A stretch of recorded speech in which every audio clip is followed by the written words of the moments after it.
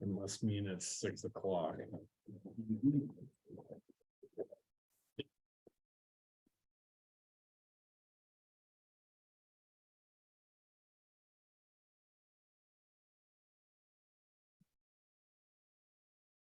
All right, I'll call to order the Town of Mount Desert Planning Board meeting for April 26, 2023.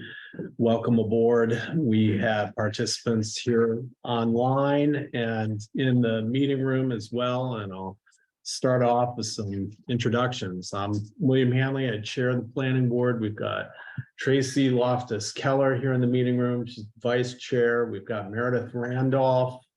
And online, we've got Dave Ashmore. Hi, Dave. Can you hear us? I'll take the wave as a yes. And then joining us tonight, we have Town Council, the esteemed Andy Hamilton, and our Code Enforcement Officer, Kim Keen, and as well as our fantastic recording secretary, Heidi. And Gloria online. you know, and I was just looking at, is Gloria, are you? Yes. Where? Second to the second, yeah. Hi, Gloria. Hi, Bill. Hi, welcome aboard. Thank you. And let's see, first item tonight I'd like to mention is that remind everybody participating tonight that we have 2 vacancies available on the planning board. So if you have any interest in joining the fun, please contact the town office for more information. Please. Please. So with that, first item on the agenda tonight, we've got some approval of minutes. We've got minutes from the 22nd of March and the 12th of April. Make a motion to approve the meeting minutes of March, what was that? March 22nd. Tracy Keller, I'll second that. All right, all those in favor, Meredith, Aye. Tracy, Tracy Keller, I. Dave, Dave Ashmore, aye. Gloria Was she there? was, she was on the 22nd. Yep. Yep. Gloria. Gloria, I. All right, and myself, William Hanley, aye. And then we've got minutes from the 12th as well. I make a motion to approve the meeting minutes of April 12th. Tracy Keller, I'll second that. All right, all those in favor, Meredith, Randolph, aye. Tracy, Tracy Keller, I. Dave, Dave Ashmore, aye. and Gloria, were you present on the 12th? No, I was not. Okay, so then just then me, aye. There you go. Minutes are taken care of. Gloria's still a alternate. Yeah, should we be technically voting I Gloria don't think she can participate, because I don't Oh, believe she okay. was at, at the Marco Any of Lees? the- Yeah, at the well, yeah, any of the Marco And BC she's- applications, and she's got a conflict of conflict of interest. interest with the Yep. other one. But thank you, Gloria, for joining us tonight. So let's continue on here. So item 3 on the agenda tonight, we have subdivision approval applications. We have a public hearing tonight for item A. It's subdivision 001 2023. Owner's name is the James F. Marco Glisi Revocable Trust. Agent is Jeff Tunison, Haley Ward. Location is off Quarry's Edge Road in Mount Desert. Tax map 8. It's lots 134-003-001, zoning district, rural woodland 3. Purpose is modifications to previously approved and recorded subdivision. Amendment number 1 of the 3.02 acres subdivision, file 45, number 61, recorded October 25th, 2018. And amendment number 2, file 48, number 54, recorded March 10th, 2021. And Jeff, I'm gonna turn it over to you. hang on a minute. Yes, We need to check to see if it was published in the newspaper and also if the butters were notified. thank you. Was this one published and abutters notified? Seem to have a list of Yeah, the abutters. yeah, we've got the abutters list. This was published in the Mount Desert Islander on April 20th. And the Ellsworth American on April 20th. And I can't tell what this says. Yeah, okay, this is just a detail of that one. Yeah, And it's- yes, the list of butters is lengthy and. Yes, so I think it was sufficiently advertised and notified. There should be another publication in there as well. Kind of going twice. Okay, so. April.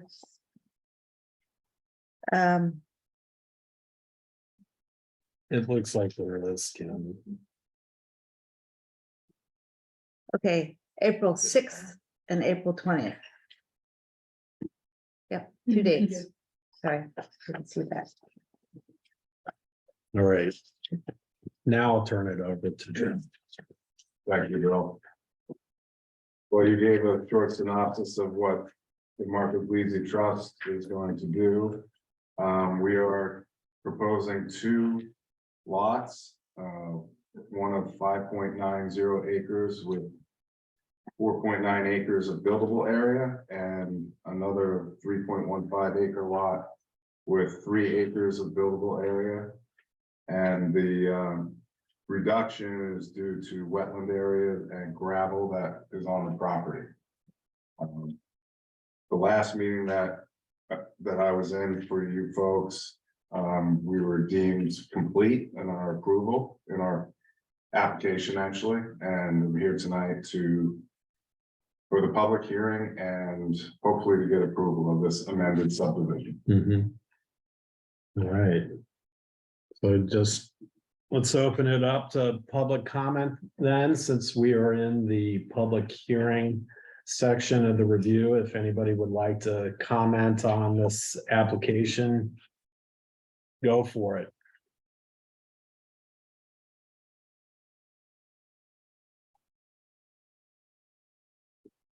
Sounds pretty quiet out there. Sorry, so my name is Shamini Kure. We're one of in the neighboring properties. I'm sorry, we don't live there through the winter. We are in Washington, DC at the moment. But I'd like to know more about what the proposal is. I know I was informed of the hearing, but don't have any information on what is the actual proposal and what we are commenting on. So it would be very helpful if we could receive more information on what's being proposed and how could I access that information? Well, Jeff, why don't we first start off with maybe just a kind of watered down summary of why you're before us, and then maybe we could Okay, absolutely. start there. Absolutely. So Mr. Marco Glisi had contacted us. He has a parcel of land off the Quarry's Edge Road.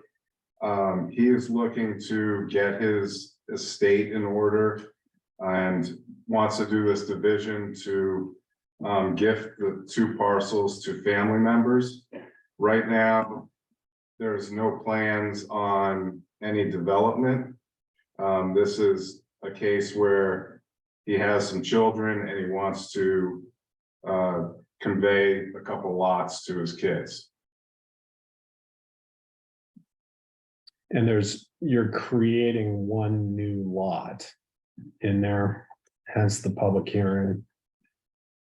But the boundaries of the pre-existing subdivision are not changing. Right. Right. And There's no proposed roads. The area, if you will stay as is. As a matter of fact, he doesn't know even if anything will ever be built on these lots, but he wants to just get his estate in order. Mhm. Yeah. Is there any way to screen share so that you're not? No, No, I was just thinking so that she understands it's just one person's Yeah. one lot that because they're splitting it in two and creating another lot is required to have a public hearing, Right. but is there Oh, thank you. Yep, go ahead. Sorry.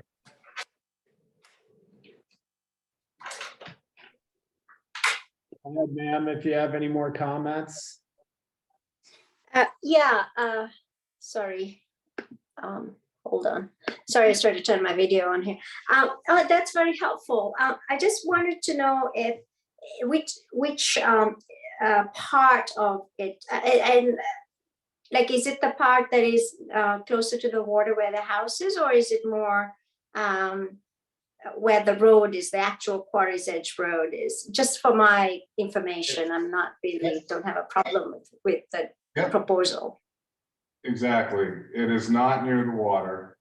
It is, if you're going down Quarry's Edge Road, it would be on the left side. He owns a parcel there. He also owns Yeah. on the right side. He also owns on the right side of Quarry's Edge Road, Right. another parcel. But this is a wooded parcel, not on the water. Yeah, that's where it is. Okay, that's very helpful. It just so there's going to be no building construction or development in mind. It's just Not right now. consolidating and so. Not right now, there's nothing in mind, but with these lots, they do have the potential for a house lot on each lot.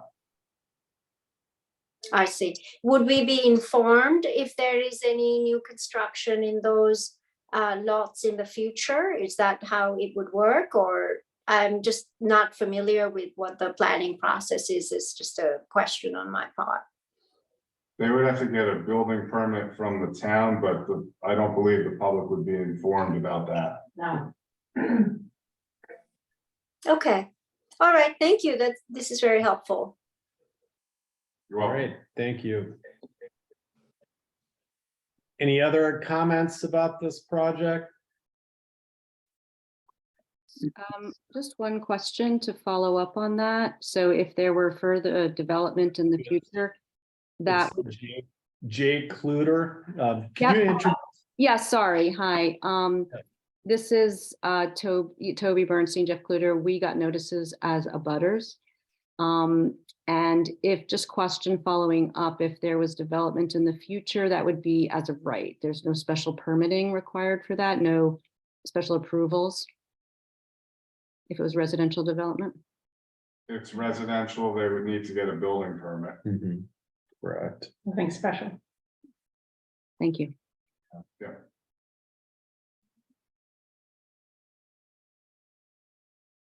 Any further comment?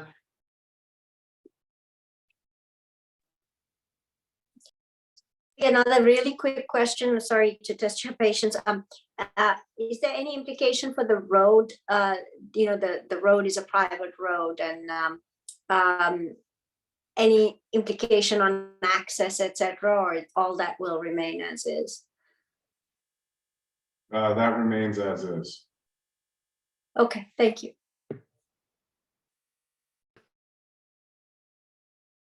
Any further comment?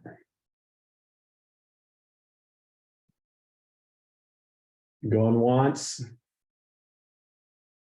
Twice. That's if I want to make a comment. Would you stop the Any further comment? All right, I'm going to close the public hearing on this application, and I think do we move to a final vote on the application, and then we've got a bunch of prints to sign. Yes. Difference. Yeah. All right, and we didn't have any permit conditions on this application. Pretty straightforward subdivision application, so I guess I'll look to the board for a motion to approve the application. I make a motion to approve the application. Tracy Keller, I'll second that. All right. Well, all those in favor, Meredith, Randolph, I. Tracy, Tracy Keller, I. Dave, Dave Ashmore, aye. myself, William Manley, aye. Congratulations. Thank you. Thanks, everybody. I did have a quick question for the applicant and the board. I Yep. take it that because this is dividing a lot in existing subdivisions, essentially a re-subdivision. It's an amended subdivision. Because otherwise, D4 of Title 30A 4401 would suggest you might not have even needed approval, but We've been through this yeah. Yeah. Yeah. Because it's a Yeah. re-subdivision, part, yes, Yeah. yes. that's why. Yeah. Yeah, that was the bulk of the initial Yeah. hearing Yeah. on this. Agree. That's why I didn't speak during the public hearing. I probably already covered it. No, but thanks, Sandy. Yeah, All right, you want us to sign I'll now? take them, because, yeah, we'll have you sign them before we leave, but you also, Dave's gonna have to come in and sign it, because he's only got 90 days All to right, get this recorded. so you want us to sign them at the end of the hearing? Yep. Yeah, all right, Thanks, everybody. all right. See you. Thanks. have a good night. Thank you. See you guys. Thank you. All right, soldiering on. We have a completeness review. And that is subdivision application 002-2023. Owner name is Mount Desert 365. Agent is Greg Johnston, GF Johnston Associates. Location is 5 Manchester Road, Northeast Harbor, tax map 23, lot 25. Zoning district is Village Residential 1. Purpose is subdivision as defined in the construction or placement of 3 or more dwelling units on a single tract or parcel of land within a 5-year period. The proposal is the construction or placement of 6 dwelling units on a single tract or parcel of land within a 5-year period. For workforce housing. And was this one advertised in the butters? But the butters were notified. All right, and we've got quite a healthy butters list here. And then planning board members all have their package in front of them. And with that, I think I'll turn it over to you, Greg. Thank you, Mr. Chairman, and those members of the public. The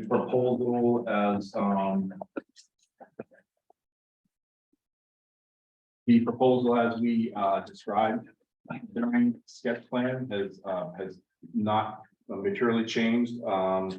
It is still the creation of a 6-unit subdivision with the 5 new dwellings. We have added the detail described relating to buffering, landscaping, access and stormwater, which is required for the completeness hearing. You'll see, we had mentioned before, a coordination with town public works, where we had talked about capacity, sewer, water, and roads. So predominantly hasn't changed, although we're a second step to the board is to decide whether or not they have information before they get into compliance. So we're here at the completeness phase. I'll take a brief moment just to introduce other people of our team. As Kathy Miller is with us, with MD 365 Executive Director. Noel Musson has been consulting for the Musson Group Planning. We also have Diane Morabito, who is a traffic engineer from Sewell Engineer, who looked at and evaluated the trip generation and potential impacts from traffic. So that's here in case the board has questions as you go through completeness.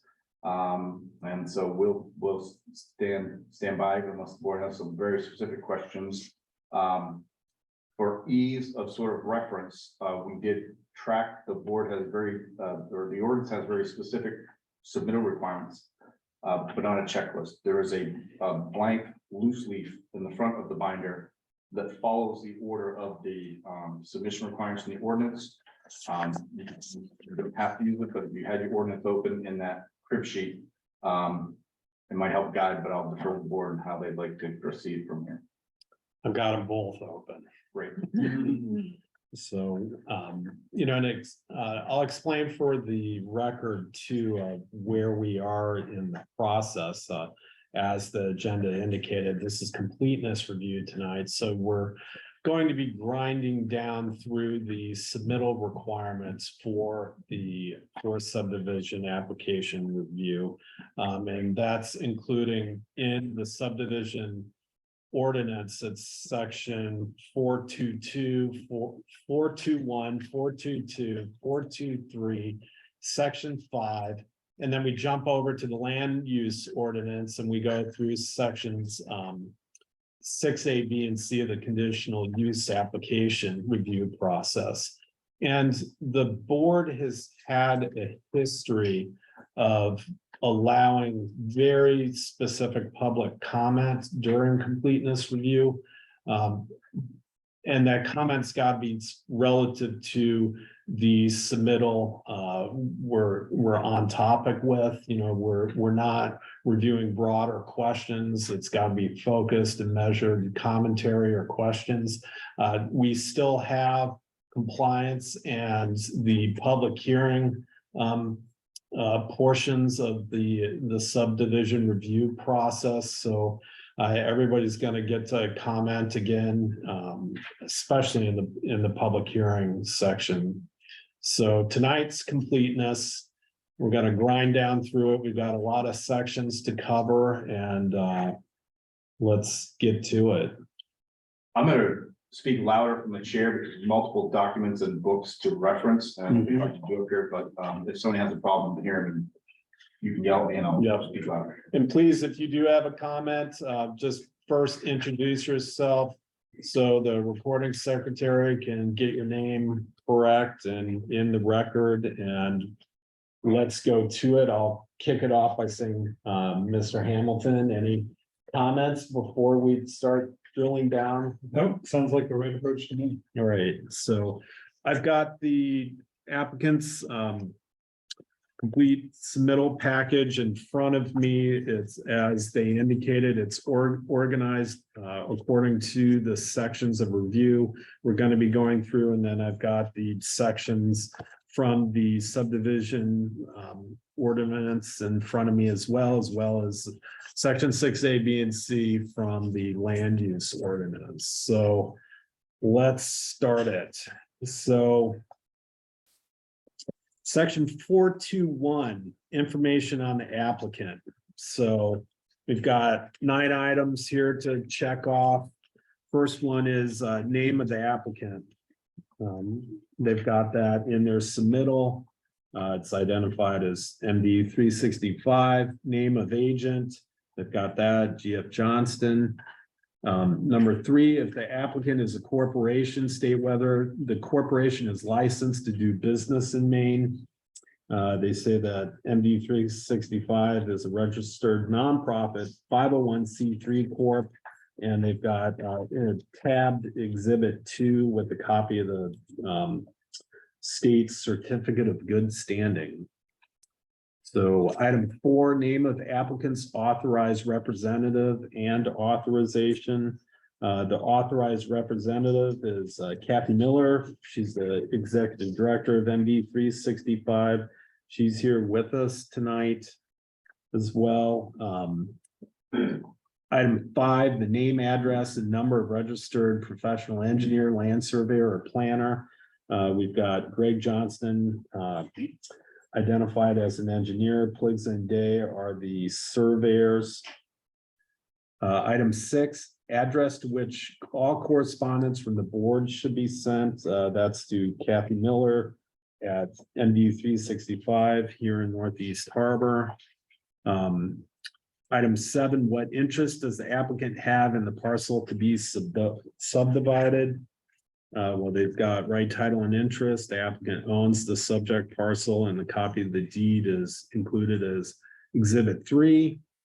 And item 8, what interest does the applicant have in any property abutting the parcel to be subdivided?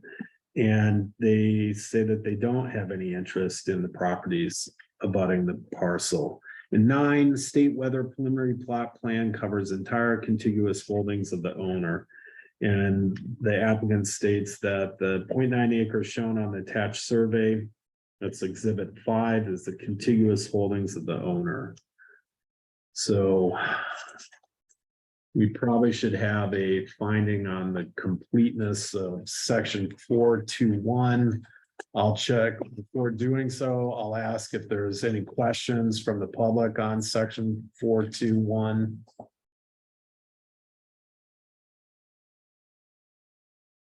Okay. None heard. Make a motion to find section 4.2.1 complete. Tracy Keller, I'll second that. All right, all those in favor, Meredith, Randolph, I. Tracy, Tracy Keller, I. Dave, Dave Ashmore, aye. myself, William Hanley, aye. All right, moving on, section 422. Information on parcel to be subdivided, the location of the property, we need the map and lot. So they identified as the tax map 23 lot 25, and the copy of the tax map was submitted as exhibit 4. Item 2, survey maps of tract to be subdivided, as well as contiguous property of the owner of the tract, certified by a registered land surveyor. And we've got a boundary survey submitted. It's exhibit 5. And then item 3, current zoning district of property. So the property is located in the Village Residential 1 district, and we've got a map showing the property with the current zoning as exhibit 4, as well as the following dimensional standards of the Village Residential 1 district is included in the application. Item 4, acreage of the parcel to be subdivided. The subject property is 0.9 acres. That's also indicated on the survey. Section 5, we need a SSWD. That's a soil, what's that abbreviation, Greg? Subsurface wastewater disposal. Thank you. By a licensed soil engineer identifying soil types and a map showing the location of soil test areas, unless the parcel will be utilizing public sewer. Well, you're utilizing public sewer. Correct. So it's not applicable. Item 6. We've got the names of property owners within 1,000 feet from the parcel to be subdivided, and on the opposite side of the road from the parcel to be subdivided. So that was the abutters list we acknowledged earlier on. And it's also included in the application as exhibit 6. And then item 7, any restricted covenants to be placed on the deeds. And the applicant says that MD 365 is creating the Hewell Way subdivision, provide housing opportunities that will remain affordable and to medium income year-round residents in perpetuality. There will be eligibility criteria for prospective homeowners with income caps tied to state median income levels, and requirements that any future sale of the properties be only to others such eligible households. The proposed project will also include some additional covenants related to use, maximum resale price, etc. A summary of the proposed covenants is included in the application as exhibit 7. Great. Item 8, proposed soil erosion and sedimentation control. We've got a stormwater management and grading plan submitted as exhibit 8. And it adheres, the applicant says it adheres to the Maine DEP best management practices for erosion control. And then 9, water supply. The existing structure is already connected to town water. The proposed new structures will connect to the town via a 6-inch water line extended through the site. In their application, exhibit 9 includes a capacity verification letter from the Mount Desert Water District, and exhibit 10 includes the proposed subdivision plan and utility plan. So any questions from the public on section 4 8.2.2.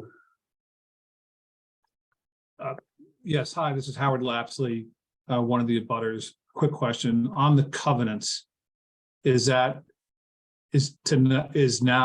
a time to open up questions about the covenants per se, or is that occur at another time? I think we could have a question on the covenants now. So thank you. So I heard just as counsel for the board, I think it depends upon whether it goes to the sufficiency of the covenants under the submittal requirement. More generalized comments about covenants would probably be heard at the public hearing. This would fall into the latter, so then that would be a public, then it would probably be a public hearing comment and not tonight. Okay. Just Mr. Chairman, also in the actual letter that the abutters got when it says tract or parcel of land within a 5-year period. Can I ask a clarification question on that while I have the floor? What does Sure. within a 5-year period mean? Does that mean construction has to begin within a 5-year period? Does that mean we're going to have 5 years of construction? Does that mean, can you help us understand what within a 5-year period means? I can feel that. Mr. Yeah. Chairman. Come on up. That provision is probably based on the state statute definition of subdivision, in which it's a division of parcel of land of 3 or more in a 5-year period. And it's meant to grasp any prior subdivisions within that period, because they would probably need to be considered part of this. So if I divided a parcel of land and included it, and that happened 3 years ago, well, within this same 5-year period, those lots and divisions should be included as part of this discussion, because it's falling in the window of a subdivision. You could divide a parcel of land, one piece, wait 5 years, and another 5 years, and wind up with still 6 lots. But to gather them all within a 5-year period is the intent of that notice. So I agree. I agree with what's been said, but again, board's attorney, because the state subdivision law covers both so-called land divisions as well as developmental subdivisions. Curious, Kim, board members, as to whether Mount Desert has a set of requirements that are more restrictive than the developmental subdivision requirements of the state subdivision ordinance, or do you apply the developmental subdivision requirements of the state law? We do the state law. Okay, so I agree with Mr. Johnston's representation, except that in addition to that, developmental activity can trigger the 5-year so-called sliding scale window. You have to look 5 years backwards and forwards to see if there's activity that triggers either subdivision or re-subdivision activity. I don't know if that's helpful. Yeah, and isn't necessarily forward towards the construction. It's the window of land division and activity posthumously, so you garner the review in the entirety of what's being proposed. Yeah, it's the general one. So the envisioned construction is not intended to take place over a 5-year period. I could affirm that as yes. It's not intended to go over a 5-year period. And then there was a reference on zoning in your last, in there's comment. So, and thank you for clarifying. Is this subdivision within the current zoning rules of the town of Mount Desert, or were there variances required for this application, or will be required for this application? We can, I can assert that we have not requested any variances in the application. There's a section 3.5 of the land use table that defines how this fits within the category permitted and conditional uses. And you'll see it specifically reference workforce subdivision. So you may want to look to 3.5 of the land use ordinance, which you'll be reviewing as part of the substantive review. Thank you very much. So covenant questions will be saved for the other public hearing. Thank you. Thank you. All right, any other further questions on section 4.2.2? Of the completeness review process in the subdivision ordinance? All right, I make a motion to find the section 4.2.2 complete. Other than that part 5, which is not applicable. Oh, It's complete, but there's a town sewer, so. but the section's still complete. Yes, it is. Well, Tracy Keller, I'll second her motion. all right. All those in favor, Meredith, Randolph, I. Tracy, Tracy Keller, I. Dave, Dave Ashmore, aye. myself, William Hanley, aye. All right. Section 4.2.3. Information on subdivision.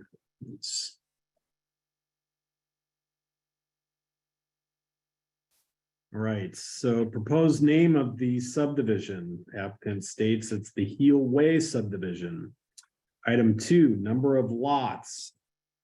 Applicant says that that proposed subdivision will not create any new lots. There is one existing single-family home on the property. The project will add 2 duplex structures and 1 single-family home for a total of 6 dwelling units in 4 structures. Item 3, date North Point graphic map scale. And that is all shown on the plot plan identified as Exhibit 10.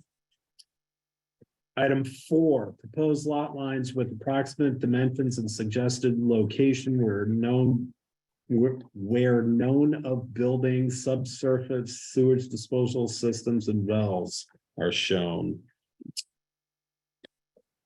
And the lot lines, I mean, that's all shown on, again, on the plot plan as Exhibit 10. Item 5, location of temporary markers. And what that is location of temporary markers so located to enable the board to readily locate the lots and appraise basic lot layout in the field. And the information is indicated on the proposed plot plan, and at the preliminary site visit, we observed that as well as the locations were staked out and flagged. Item 6, we've got the location of all parcels dedicated to public use, the conditions of such dedication, as well as the location of natural features of site elements to be preserved. And the applicant states that the proposed project does not create any new lots, and all land within the subdivision will be privately owned and maintained. There are common areas within the property that are available for use by the residents. Item 7, a location map consisting of the USGS topo map showing the relation of proposed subdivision to adjacent properties and to the general surrounding area. And it should show that all the area within 2,000 feet of any property line of the proposed subdivision shall be attached to the application. So they've got the portion of the USGS topo map, and that's submitted as Exhibit 4. Item 8, location and size of existing buildings and other essential existing site features. Applicant talks about that the existing house on the site is a single-family 3-bedroom home built in 1929 per the town database.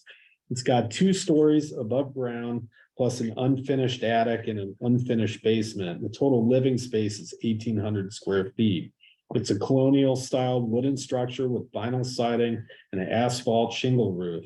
The second structure on the site is a 5-bay garage. It's a single-story wooden structure with a concrete floor, wooden garage doors, windows on all sides, and a metal roof. And both structures are to remain on site and be refurbished.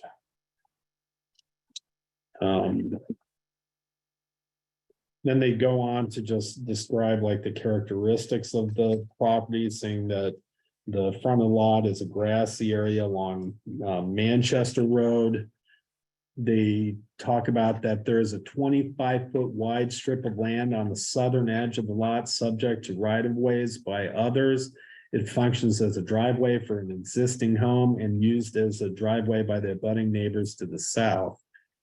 And they also go on to say that the proposed subdivision will not change anything on this strip except to eliminate use as a driveway for the existing home on their property. And then the survey plan, which is identified as Exhibit 5, and proposed plot plan identifies existing buildings and other essential features of the property, also shown on Exhibit 10. So item 9, location of all wetlands regardless of size and all water bodies and areas within the state shoreline zone. Applicant says that the site has been mapped by a certified soil scientist, David Moyes, Moyes Environmental Services. And there are no protected resources on site. And that's shown as Exhibit 11 and Exhibit 10. Item 10, location of all drains which shall provide adequate stormwater management.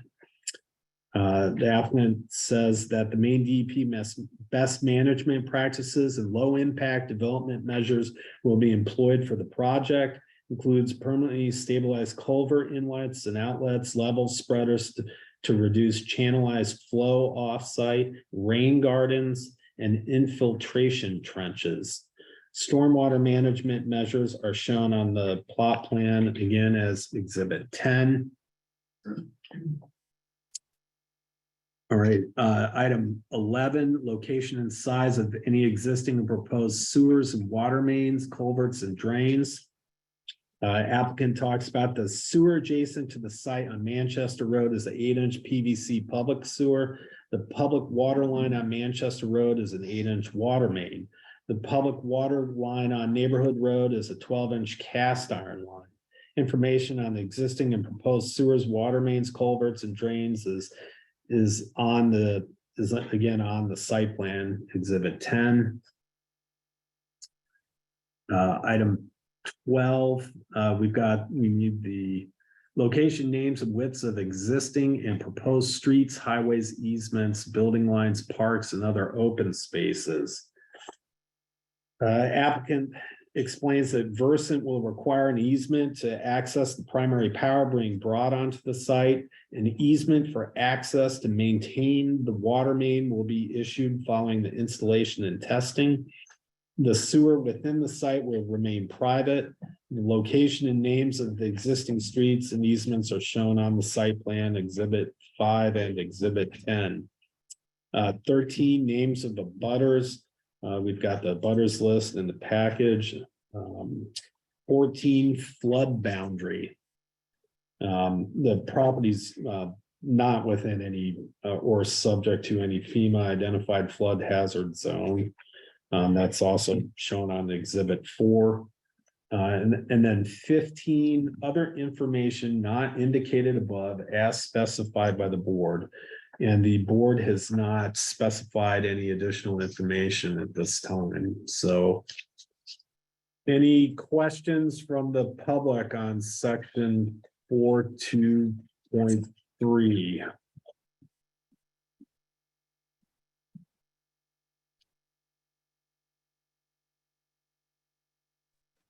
I have a question. Does the board require in just based either on state law or town law? Yeah, Can you hear me? Sorry. Yes. I'm Mara Lehrman. I'm here with my husband, Thomas. We live at 50 Manchester Road. Does it require any study of traffic, how the subdivision will impact traffic or safety on the corner there where it's located? Greg. Traffic report. There is a traffic report that has been performed. There's a section orange where the board has to weigh into vehicle access and safety. So the answer is yes. It is in the binder and it's under did it?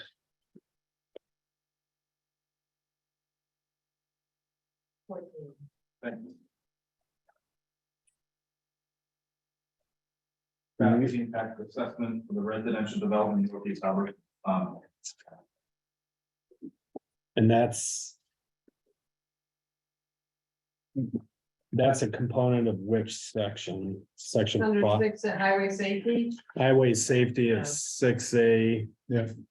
Section 6A of the land use ordinance, so yes, 683. 683. 6A3, thank you. So we're not there yet, but yes.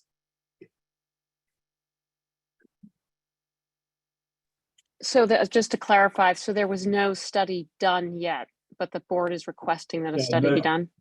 One was done and submitted. Yeah, there is a traffic study completed and submitted with the application. Okay, and can we see the conclusion of that study, or is there a way to access that? So we've got the full application as part of the public record accessible in the town office.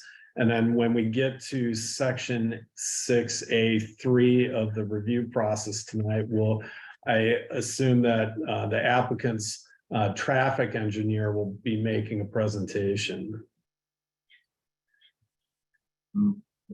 No? Just completeness. Just completeness. Okay, but she's here online. That is though, correct. She can provide a summary. Diane Morabito is here to look at it. I would think that, and we can look at the procedure in the ordinance. We're happy to answer questions if we have completeness and weighing whether or not we have an exhibit.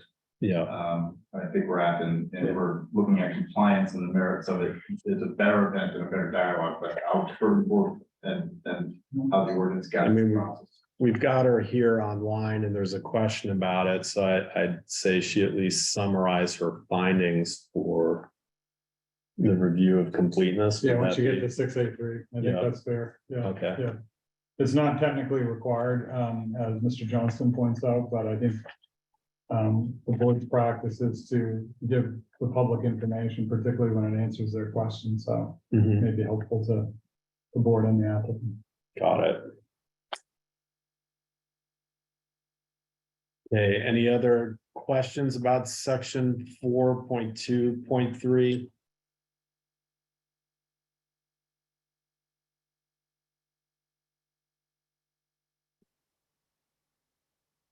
All righty, I make a motion to find section 4.2.3 complete. Dave Tracy. Ashmore, second. Dave got it. Mm, All right, all those in favor, Meredith, Randolph, aye. Dave, Dave Ashmore, aye. Tracy, Tracy Keller, I. myself, William Hanley, aye. All right, moving on, so. Mr. Chairman, I have maybe a procedural question that. Yeah. So if I'm following the subdivision ordinance section 4.4, page 723. Yes, 4.4.1. You review the application completeness in accordance with 4.2.1, 4.2.2.2, 4.2.3. I'm not sure what follows after that procedurally in how the ordinance is written. well, section's fine. yeah, I would assume that we are proceeding to section 5. It's the next section in the ordinance, or Andy, would you have any insight on that, or do we jump to 6A, B, and C? So let's just go to 4.4. The text of the ordinance will answer the question for us, perhaps. And 5 comes after 4.4. Maybe just it's internally referring just to the section 4 sections. Mhm. So I don't think anybody's got their section 4.4, no, maybe an idea. Here it is.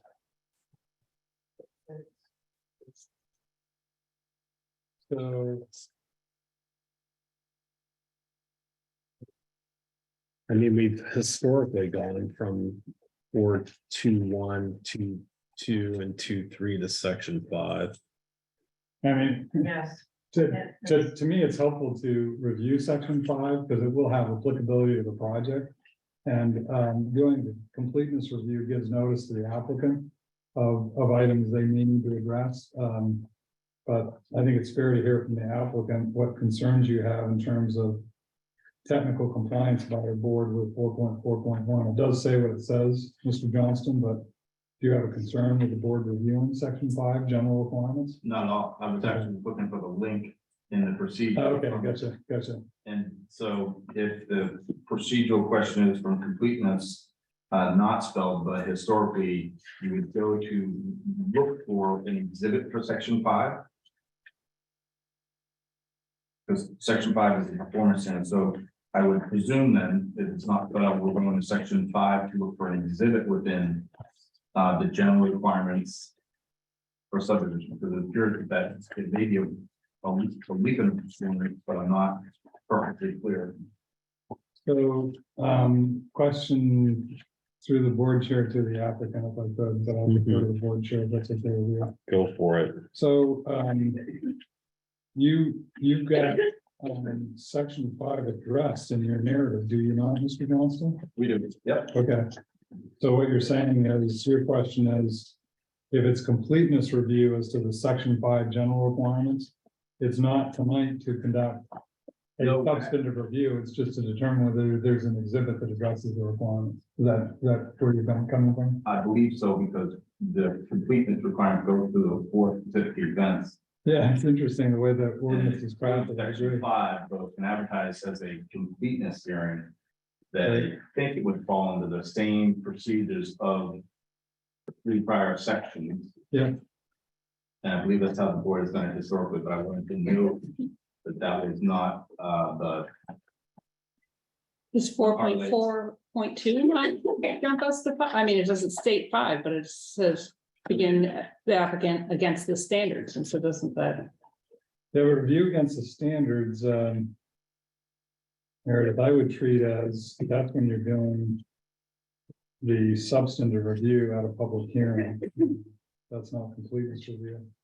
So I have a question for Ms. Keene, if I could, Mr. Chair.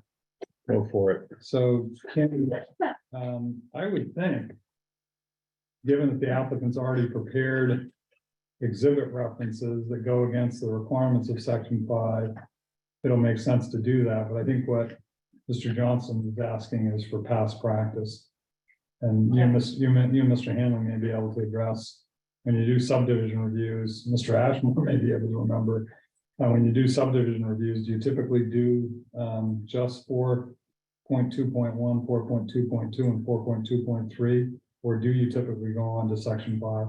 We go on to section 5. We go on to And section 6 of the 5. land and zoning ordinance. Mhm. That responsive to your question? Because you said that 4.4.2 is a substantive, but it's under the category of completeness. Yeah, but I noticed that, Meredith, and you may be right, but I I think, guess I just thought that it opened it up to the other. yeah, I think frankly, the subdivision ordinance could use an amendment here to make clear that section 5 also needs to be reviewed. Because it does kind of point you, I mean, it says 2 things in these 2 different places. It says on the one hand, what you have to do is determine completeness in accordance with 4.2.1, 4.2.2, and 4.2.3. And then it goes on to say that then you then notify the subdivider in writing that there are a number of specific additional materials which will have to be submitted to constitute a complete application. I take it for efficiency, what the planning board has done with the support and guidance of the code enforcement office is it said, well, why waste another meeting on completeness review? Because you could end up back to the same place. What I read 4.4.2 is saying is, says the board shall now begin, I mean, that word now is kind of the telltale sign to me, begin review of the application against the standards. And usually review against the standards is not completeness, it's review to determine whether the application complies with the standards. So that's what I was thinking about, Meredith, but you know, your views is as good as mine. After all, you're a board member. I'm just an attorney giving you my thoughts on the ordinance. So essentially, we're going to grind down through section 5, but within the context of completeness. Right. Yeah, we've got the submittals on it, and I've got the checklist in front of me, so unless there's any objections, I No, say. Mr. Chairman, that's exactly the conversation we're gonna have to make sure that the board had addressed that slight speed bump how the language is here. We Mhm. clearly discussed it and Yeah. we're comfortable with proceeding that way. Yeah, no, that's how the board's operated in the past, so let's stay on course. All right, so section 5, general requirements. We've got section 5.1, a buffer strip. And what that's talking about is that buffering elements or screening in the form of architectural and landscape design are required to preserve the character and stability of allowed uses in adjoining areas, enhance visual and aesthetic image of the district, and minimize negative impacts between uses. So the applicant talks about that on their proposed plan. They integrate a variety of elements to help preserve the character and stability of adjoining areas and enhance the visual and aesthetic image of the neighborhood in the VR1 district, and to minimize negative impacts between the development and the existing adjacent uses. This is all shown on Exhibit 12. They talk about they're employing enhanced landscape screening. A wooden fence will replace the existing wooden fence along the northern side of the 25-foot wide strip reserved for the right-of-way. They're using landscaping along the property lines, Manchester Road and Neighborhood Road to enhance the streetscape. Additional landscaping for screening around the storage building and other outside elements will be employed, and the driveway has been designed to minimize the visual interruption along the street while providing safe access. So 5.2, Where you leave 5.1? yes, I know this is a nitpicky question, but I was just looking at the standards as to what buffers are considered for. And again, this is a submittal question, so it's not as to review against the standard, but it interestingly says in sub 4 to block prevailing wind patterns and to stop windborne debris from leaving the site. Was that addressed in what you read from the narrative of the application? I think Or does they, the applicant have any thoughts on that? yeah, perhaps the applicant could talk about that. I would suggest that the fence is a solid fence and that the buffering and screening is dense around the outside and those are generally screened windborne debris. Great, thank you. Section 5.2, conformance with other laws and regulations.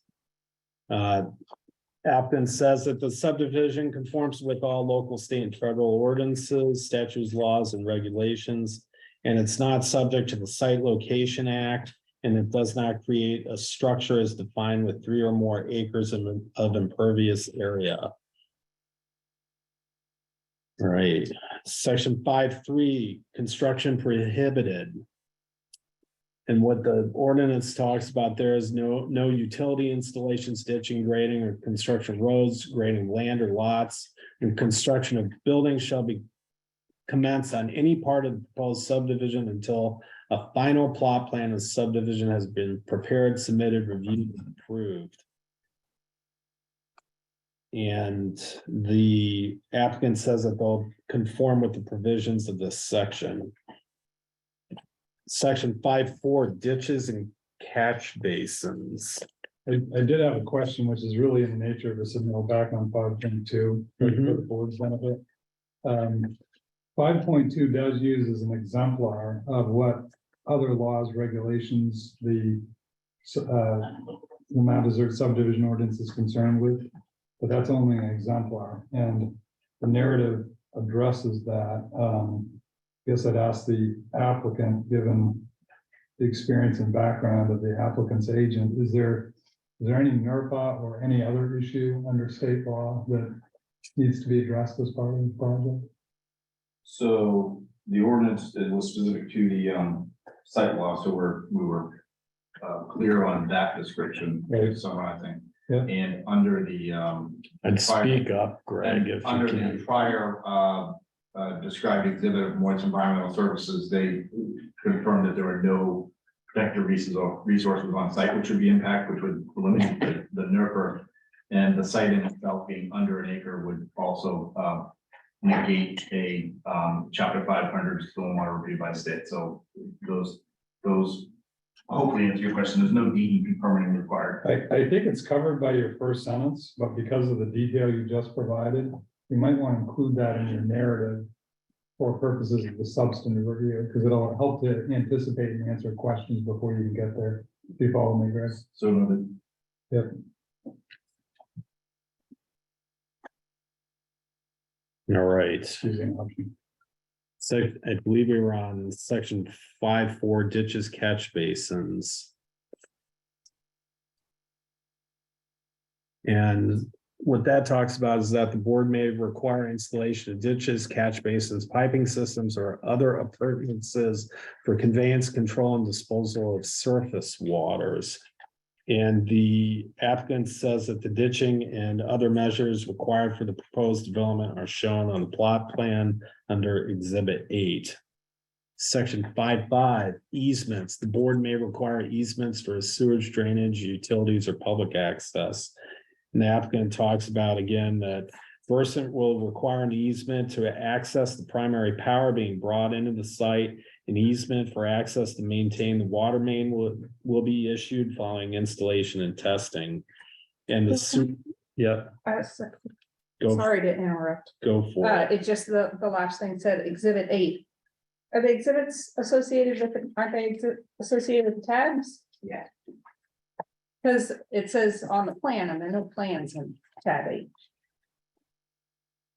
Yes, I would think that the reference to the pipes is the stormwater narrative. And so there's some information in that section as far as what's happening with stormwater. Yeah, there's description, Yeah. but it's just through me because it says plan, and so I opened it up expecting to see a plan. Right? Yeah, The plan will be then. Exhibit 10. Exhibit 10, Utility. right. Yeah, so there's some in but the plan that is 10. Yeah. Shown on plan included as exhibit 8. There you go. Perfect. got it. All right. So, Sorry. So 5.5, we were talking about easements. The sewer will, within the site will remain private and Versant is going to need an easement. And you identify that on Exhibit 5, which is the survey plan, and then also on the plot plan, which is Exhibit 10. 5.6, dedication for year-round housing. And here the applicant talks about that they're creating the Hewlway subdivision to provide housing opportunities that will remain affordable, medium income year-round residents in perpetuality. There would be, and you talked about this earlier, there'll be eligibility criteria. The proposed project will include some additional covenants. And we'll take covenant questions and comments during the public hearing. And the summary of the proposed covenants is in the application identified as Exhibit 7. So then we move on to section 5.7, lots and density. And what the ordinance talks about there is that the lot size, width, depth, frontage, shape, and orientation, and the minimum setback lines shall be in accordance with the land use zoning ordinance.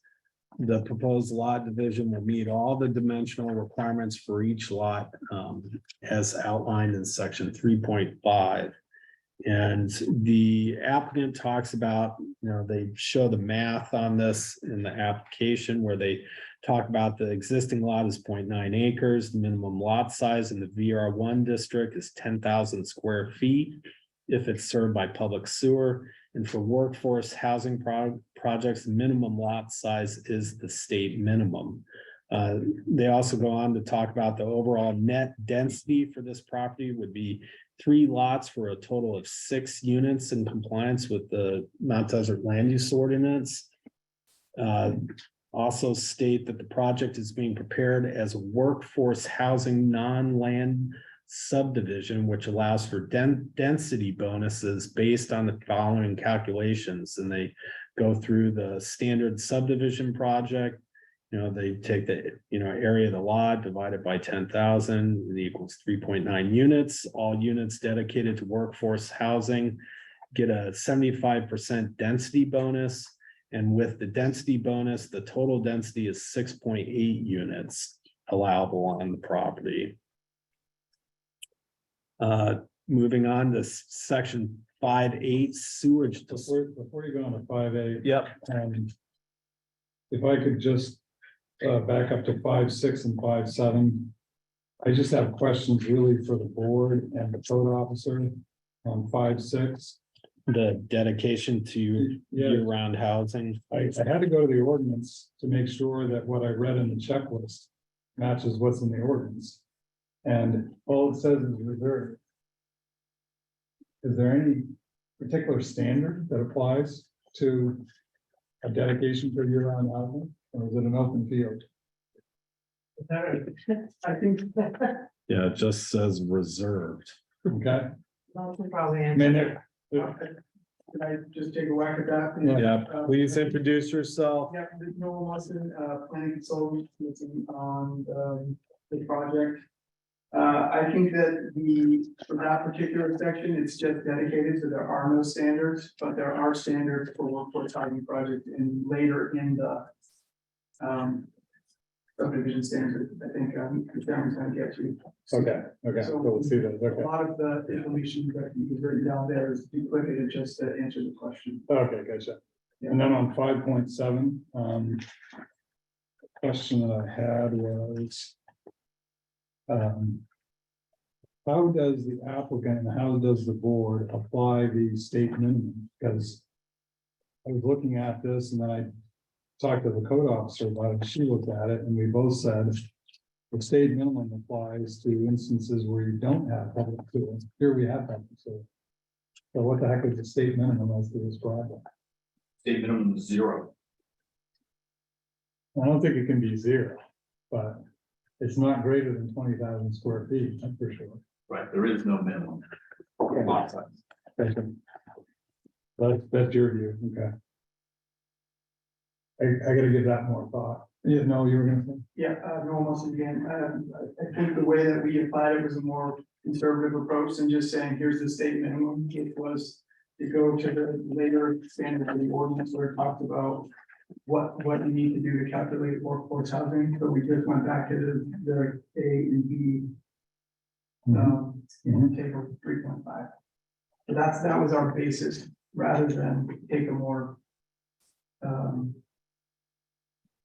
Take a different. So even though you could have said there's no minimum under state law, you still applied by analogy. Correct. Other sections of the land use table. I got it. Okay, thank you. Yeah. Then somebody's probably got to run these calculations for the substantive review, but for completeness, they provided the detail that you have reviewed. Okay. All set. Yes. All right. So we're on section 5.8. And that's sewage disposal. And it's got a whole host of two subsections there, but section 5.8 sewage disposal, and the applicant's talking about that the project's going to connect to town sewer. It's been reviewed by the Public Works Sewer Department in a letter stating the system has adequate capacity to convey and treat additional daily flows from the project is attached, and that's Exhibit 9.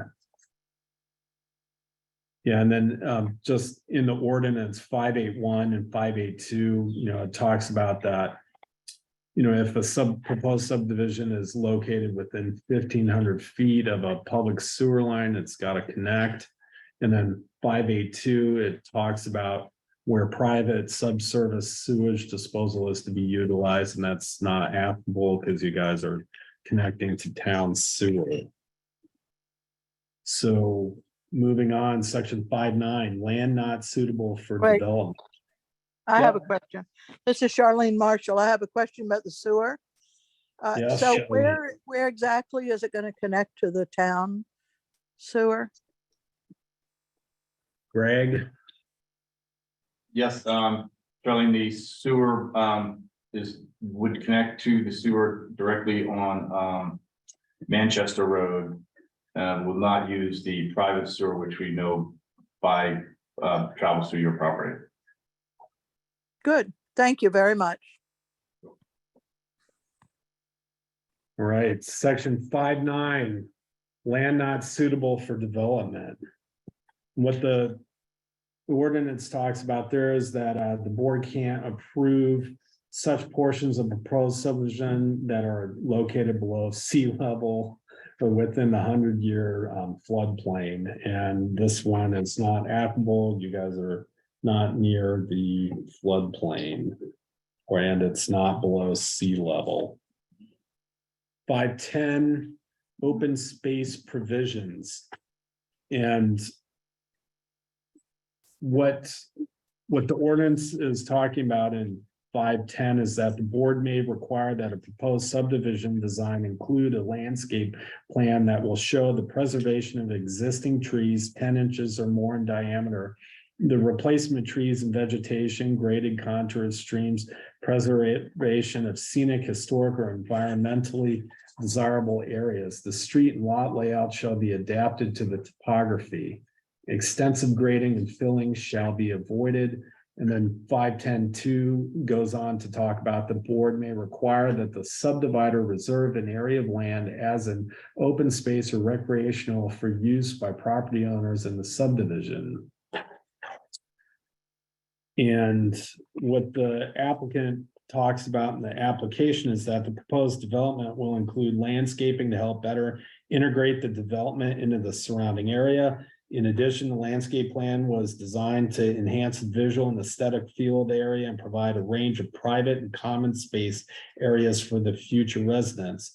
And there's a rendered landscape plan included in the application as Exhibit 12.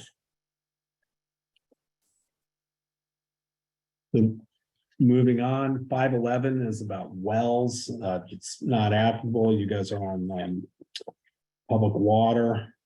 5.12, performance bond. And what that talks about in the ordinance is that the board may require a subdivider file with the board at the time of submission of the final plan and performance guarantee in an amount sufficient to defray all expenses of the proposed improvements. And the applicant identifies that no construction is proposed that would necessitate a performance bond. Is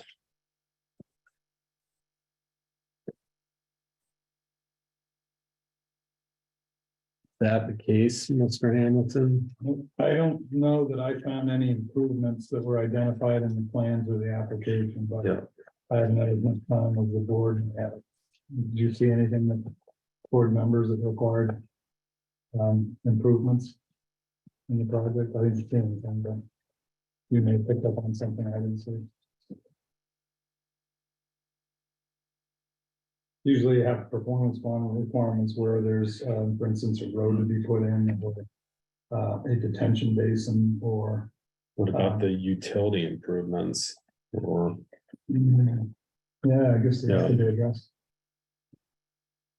I would say, in the experience that most of the performance bond being if we had to do major intersection or major work in the road, such that if they fell apart and didn't complete the project, the town would have the funds to go back and complete that.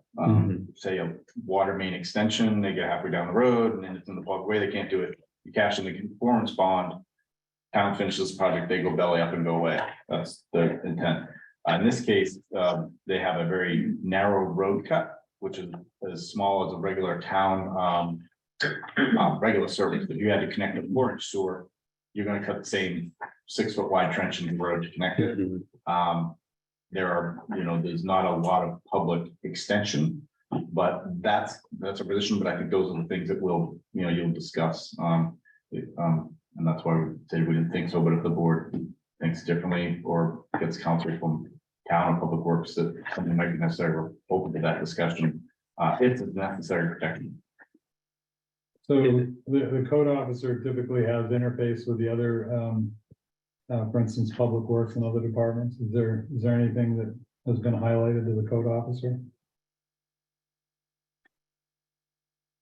I haven't heard nothing. I don't know if it's, the water district has been, has a letter in there, so they've been notified. Have you talked to Public Works Director? Sewer and highway both issued letters. Okay. The sewer that's going from the old heel house and the neighbors. Is any of that changing or is that just showing that? Okay. Yep. I didn't know if it being in red meant that it was new. No, just the highlights there. Yeah. So board members, I bring you back to the last sentence of 5.12.1. Which gives you a reflection of when you need a performance bond. The amount shall be at least equal to the total cost of furnishing, installing, connecting, and completing all of the street grading. There is none here, as I understand it. Street grading. Paving, storm drainage, and utilities or other improvements specified on the final plat plan within 2 years of the date of the certified check. So I think, as Mr. Johnson indicated at the public hearing, the board, on its own or in response to any comments from the public, could test that assumption that I made. I didn't see a lot in the way of improvements being done as part of this project, but the utility connection, you probably want to think about what's the length of the lateral connection off the existing sewer main to see if there's anything that you think would require a performance bond. Because Mr. Johnson is correct. Typically, performance bonds are so that if the town has to step in and do the improvement, there are funds there to tap in the form of a performance bond. I don't think you have to deal with this much further tonight, but particularly in light of the applicant has offered that we'll keep this open as a final answer. As they say in the game show, final answer, he's saying no. If something comes up as part of the substantive review that tips you the other way, you could come back and look at it. So I've got just one question on this, it also states in that sentence that or other improvements specified on the final plot plan. I mean, we've got a workforce housing development here, does the performance bond extend to the structures being proposed? Where it says improvements, I treat those as in the nature of infrastructure improvements. And when you mention utilities, that's the reference that, got my attention as something that certainly the code officer and the planning board is going to want to look at and consider any concerns by Public Works or the sewer department. Okay. I would just also add briefly, as through the discussions, that there are particular concerns and aspects of the project that seem sort of critical to make sure they're installed, and the assurances, and they have public impacts beyond that. Those are also parts of the consideration, whatever they would be. That there have been instances where other aspects of the project, I'm just going to say whether it was a sidewalk or something that was so critical in the expression of its impacts to surrounding areas, we've had performance bonds on them. So just wanted to know those things. That tool is there. Yeah. So, I mean, point 3 and point 4 are also instructive, Mr. Chair, members of the board. If you were to require a performance bond, You're referencing 512, 3 and 4 of the subdivision ordinance. right, correct. So, if you did post a performance bond, you don't get released from that until the appropriate municipal officers sign off that all improvements have been satisfactorily complete in accordance with all applicable standards. That's why I was referring over to the code officer, the question, for her to perhaps probe with the municipal functions, sewer, and Public Works. Is there anything that they think will need to be attended to? And then 5.12.4 to me is the telltale indicator for the board. The board may at its discretion waive the requirement of a performance bond and recommend a properly executed conditional agreement with the town. Such agreement, if executed with the town, shall be noted in writing on the final plot plan and shall provide that the board may approve the final plan or any part thereof on the condition that no lot in the subdivision may be sold, and no permit shall be issued for the construction of any building or any lot until it shall have been certified in the manner set forth in 5.12.3 above, that all improvements have been made within 2 years of such other period. this type of provision is placed in such an ordinance section so that if it's a hardship to post a performance bond, or the board has doubts that you even need a performance bond, you've essentially got a backup agreement that says you can't, put houses on the market, units on the market until you've met the requirements for the whole project. So I think it's incumbent upon the applicant, but also those who support the board, like the code office, to just inquire and leave this question open for tonight. Because I do think that this one's different than the typical raw land subdivision, where streets are being built or utilities are being laid. This is kind of an in-town developmental subdivision, and I often find with developmental subdivisions, you don't have a lot of public improvements or infrastructure on the property. And so It's a non-land division. yeah, it's a developmental subdivision. Mhm. So why wouldn't the performance bond requirements then extend to the non-land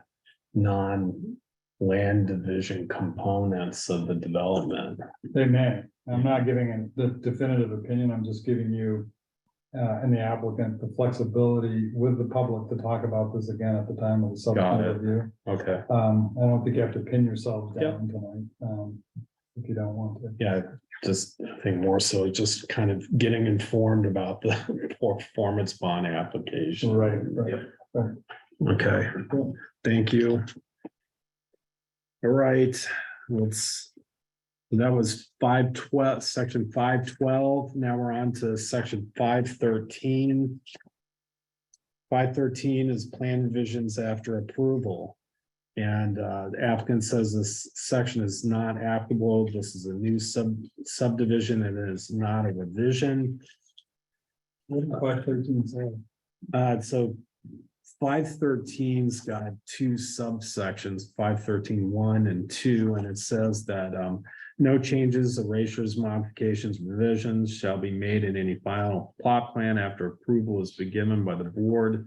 And then 513.2, it talks about that applicants for revisions shall submit at least 8 copies of the proposed revision. And if they create a new lot, then it requires a public hearing. So because this is a developmental subdivision, we're not likely to have plan revisions anyway. Yes. Okay. So moving on to section 514, street design and construction. There are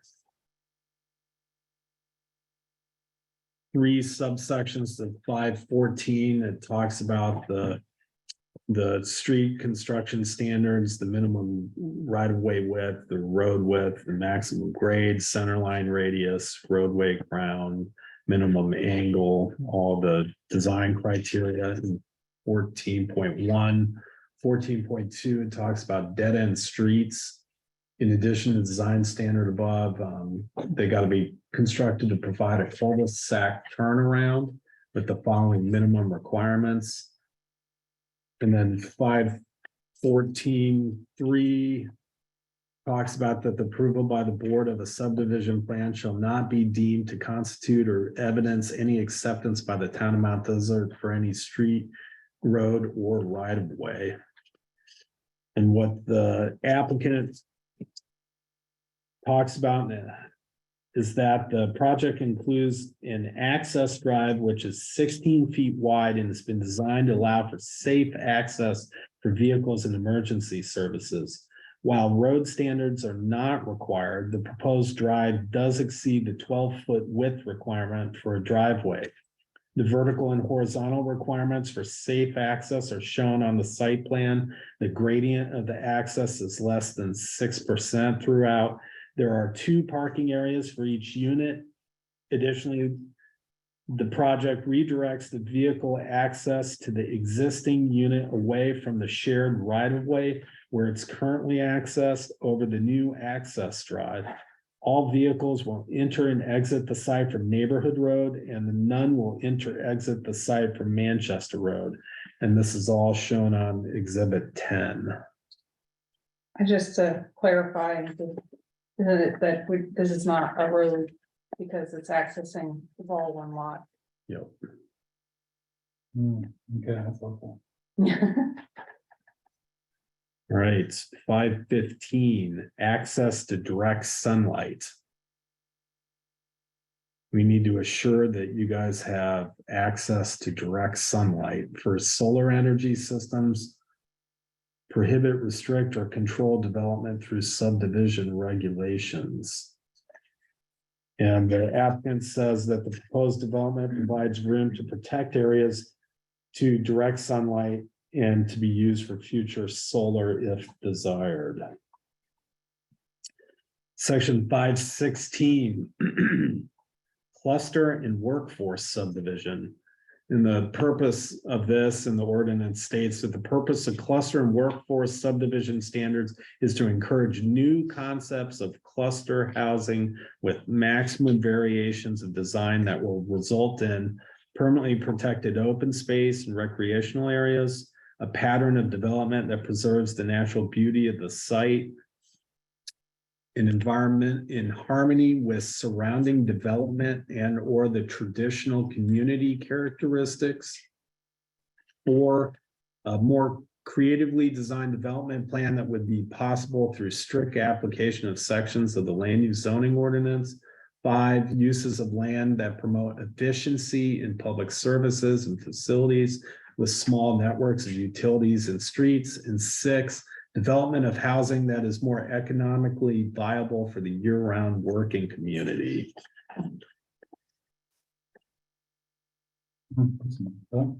Yeah. So the applicant speaks to that by saying the proposed project will be a workforce housing subdivision and helps to provide homes that are more economically viable for the year-round working community. We say that the review process for these types of projects allows for a design and density that results in a more efficient use of available land and public services and utilities. And they go on to say that while the project is not a cluster subdivision in the traditional sense, it does use design elements to help it fit in with the intended purpose of the Village Residential 1 district, which according to the land use ordinance are village areas with public sewer deemed suitable for intensive residential development. While this subdivision respects the building to building setbacks and the exterior lot setbacks, it is able to use more of the available space by not needing the double setbacks that would be required by creating new lots. The proposed development also provides internal parking areas, landscaping, common areas, and shared storage. You noted earlier that the traffic engineers here, I'm just wondering on this section, because I suspect Noel as the planning consultant has some thoughts in summary that might be helpful for the board later. When it gets to the substantive review, is there any chance that you might pause there for a second and get Mr. Musson's summary of what is being addressed in 5:16? Let's do that because there are, that's probably one of your most lengthy follow-ups in the application.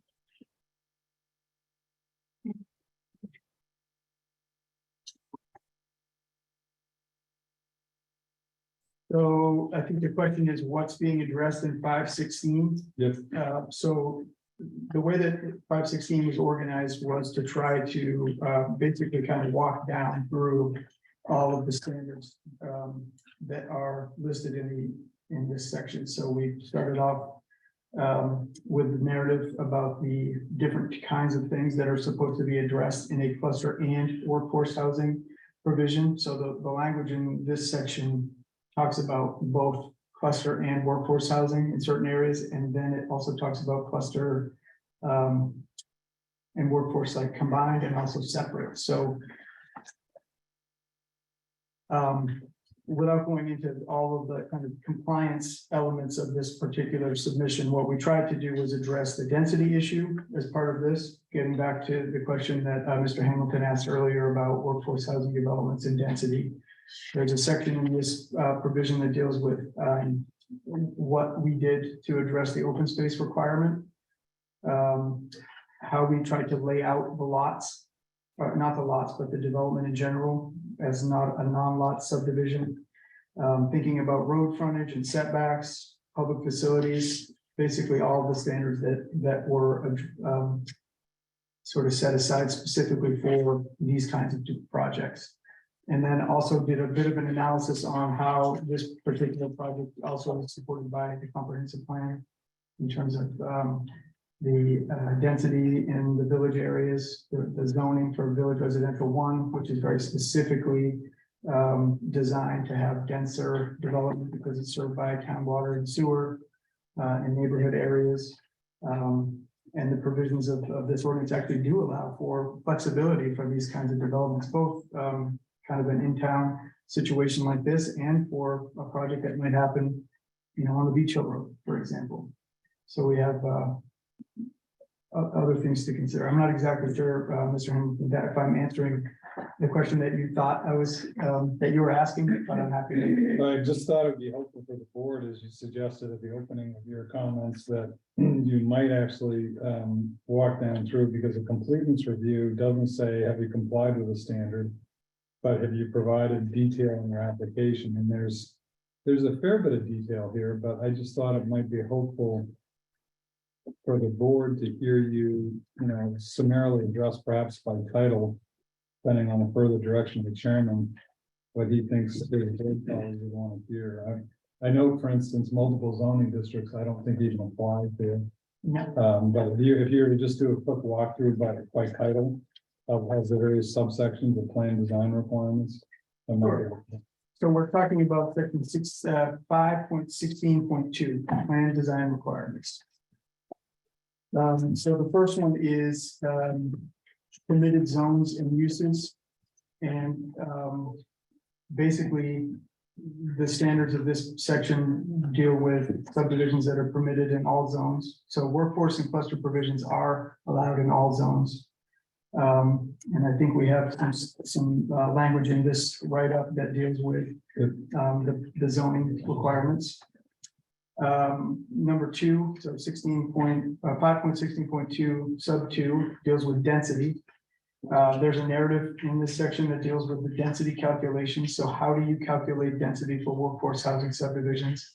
Starting off with what I was mentioning earlier about taking a little bit more of a conservative approach by looking at sections A and B of 3.5 table in the land use ordinance to give you your sort of base lot size, and then the density bonus requirement. So if you have over 75% of your, or 75%, up to 75% of your, if you have 100% of your lots are dedicated to workforce housing, then you get a 75% density bonus. And that math is in this section.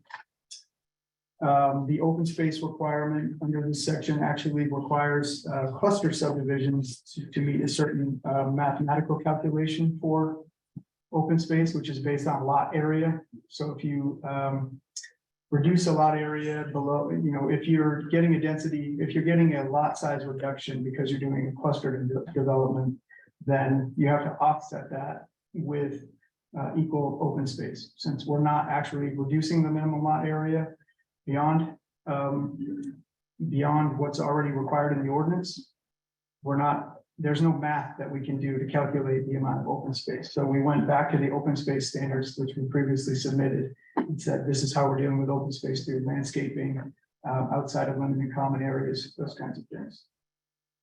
The next section deals with development layout, I believe, number 4. And this is where we talk about in the introduction, and this section where we're talking about multiple structures on a single lot provides a little bit of flexibility to how we lay it out, but we're still maintaining the building to building setback and adding parking, walkways, and other things for the more efficient use of the site. Number 5 deals with road frontage. We're not actually changing the road frontage. We still have this property actually has a road frontage on Neighborhood Road and Chester Road. Number 6 deals with setbacks. As I mentioned earlier, we're proposing to meet all the setback requirements for this. So setbacks to the exterior lot lines, setback from building to building. Public land and facilities is number 7. So there's no actual public lands or facilities proposed as part of this project. So I'm not sure this section actually applies. Number 8 is protection of natural areas and scenic features. One of the things that we're doing to help preserve the character of the area and enhance the visual aesthetics of the area, the neighborhood district, the R1 district, is to minimize, to think about the landscaping elements. So we've submitted a landscaping plan, and you can also see the details of that under Exhibit 10 and 12 in the ordinance. Where am I? Number 9, streets. Access from public ways. So we're accessing, as we mentioned, this isn't a street by definition, but we are using several of the standards for the drive that's there to help maintain safe access, ingress and egress, and access onto the street. Drainage is number 10. There's a stormwater management report included, and also under Exhibit 10, there's the stormwater outreach. Sewage, we are using and accessing public water, public sewer. There's a narrative that we've already provided earlier in the document to answer that same question. So we can sort of, in this section, we're just referencing back to that, but I will add that there's also letters in this application from the sewer department that says we've done that. Number 12 deals with water supply, similar approach. We already answered that question earlier in the application, so just sort of referencing back to that. And we also included letters from the water district regarding capacity. With regard to utilities, which is number 13, all the utility connections are planned to be underground.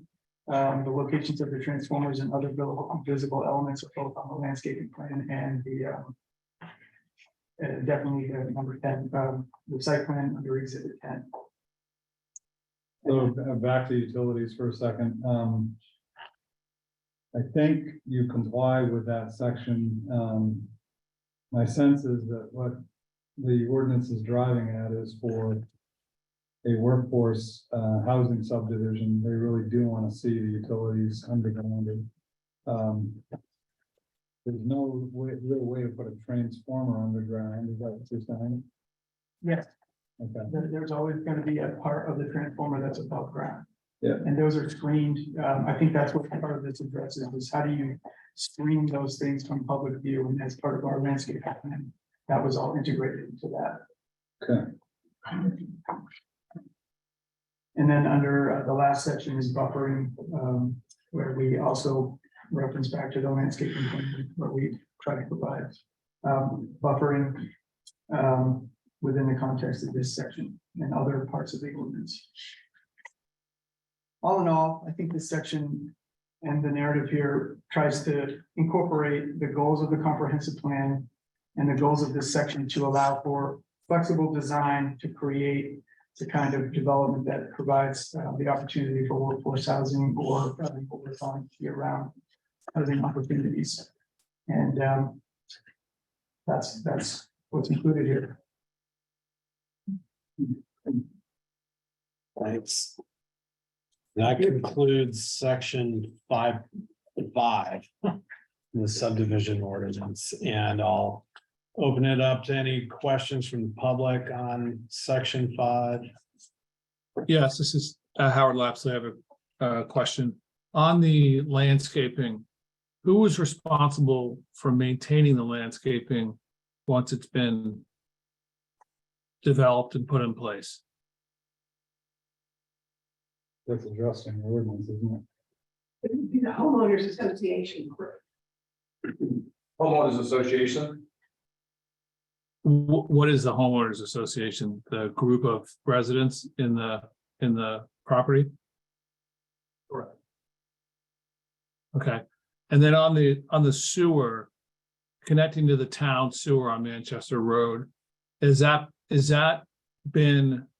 there been an engineering study or to say that the sewer system can handle the increased load? Yeah, so we went out,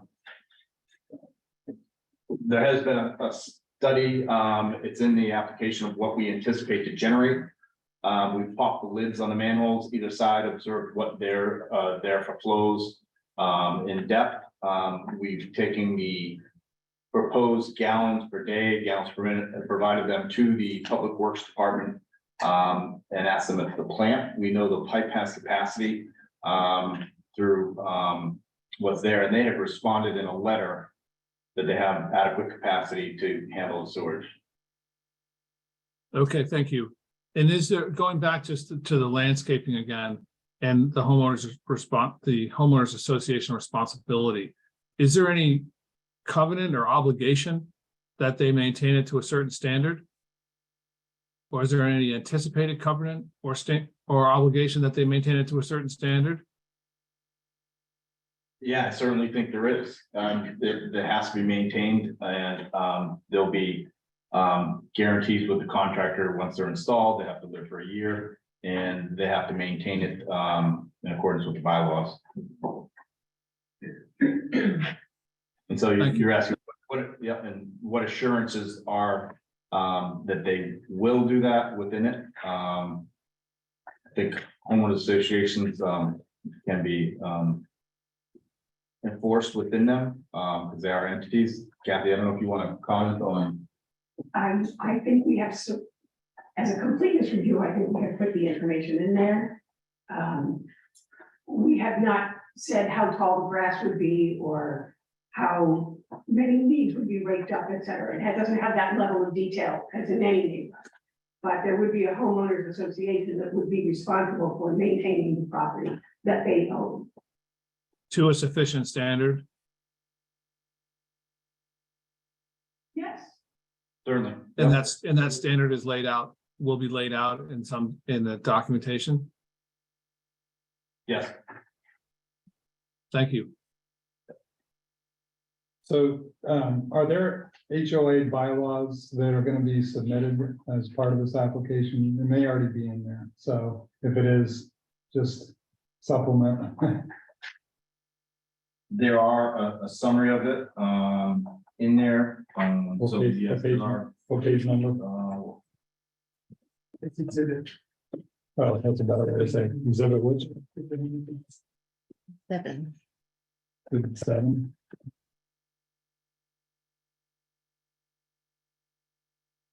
Yeah, there's the declaration. When you form an HOA, you have to have HOA bylaws, and I think to answer the gentleman's question, it may be helpful to have the HOA bylaws for the substantive review, and I don't see it as a completeness requirement in the ordinance, but that may put to bed questions related to how the HOA is going to be governed and how it's going to be obligated pursuant to the covenants. I think tab 7, as I read it, is the declaration of covenants. It does say there will be an association of homeowners to manage and maintain the shared property. I assume that, if you will, the common area of the shared property, there will be an obligation of the homeowners association to both maintain, and if there's damage, to improve and maintain any of the common area features. That's what I seem to be reading in the covenants. So what you're saying is that even though it's not a completeness submittal requirement, it would probably be beneficial for the applicant to include the bylaws in the final application. I think it'd be helpful to the board to understand how in the future questions related to governance and requirements of the homeowners association will be addressed, governed. Yes. I think the covenants are in there, but I think as Mr. Crown, we have some review, but I think based on the requirement, we'll be able to expand more in our presentation of actually what we've heard a lot of. We build all this beautiful landscaping, and then It's not taking care of what's the mechanism, but that's maintained and will expand fully on that. And if we need to provide more documentation after our presentation, on the teeth of that, sort of maintenance, we'll be happy to do so. Yeah, that makes sense. Okay, would meet my concern. I think for any of the public that's concerned by it, I was pressed to see that MD 365 as part of that homeowner remains engaged. So it can't just be that it all gets bought and the homeowners all decide, well, that plant's dead and we all don't care and we don't want to pay for it. And if it was just homeowners, then they could make decisions but since 365 remains engaged in the homeowner association, it reflects on the organization. Yeah, that's that bottom That's an paragraph on important- page 1 of tab 7, like, I agree. Meredith, that's important, Mount Desert 365 remain engaged. And we'll have a permanent seat as the 4th member of the board. So the reputation of the organization is behind that. That all these people in the association that are gonna pay for it, they very easily could all say, I don't wanna pay for that. Right. That's precisely the fear. So where is the Exactly. governance, and there's reputational risk, sure, but reputational risk is reputational risk. For the people that have invested and live in the area, the assurance is that there is maintenance of that property, because we all know landscaping can get expensive. And so, and I'm pleased to hear of the plans to the original, but to ensure that it's maintained, I think is a very important part of any application. Yep. Thank you. Great. Any other questions from the public on section 5? Yeah, this might not be the right spot to ask this. It's Mara Lehrman again, but things like light pollution or light restrictions, is that included in this section? Light and noise from utilities that may be gathered in your neighbor's borders, light from just having more density on that plot? I can speak to lighting, that the lighting will be part of the building construction permitting process, and that's regulated by the Mount Desert Land Use Ordinance. We've actually got probably one of the most specific and restrictive lighting ordinances around. As to the other potential noise making utility components, we do not have a noise ordinance in the town. So there's no quantitative criteria that, decibel levels are measured against or anything like that. But Greg, would you have anything to add to that? What I would say historically, as told, I guess specific to the noise, I'll reiterate the light, I guess they have a very strict light ordinance. There is a submission requirement on fully shielded the lights. They also provided a lighting photometrics plans that show where you get to the 0.1 foot candles before you reach the buffer. So there is information in there for the by requesting in the application that will be reviewed.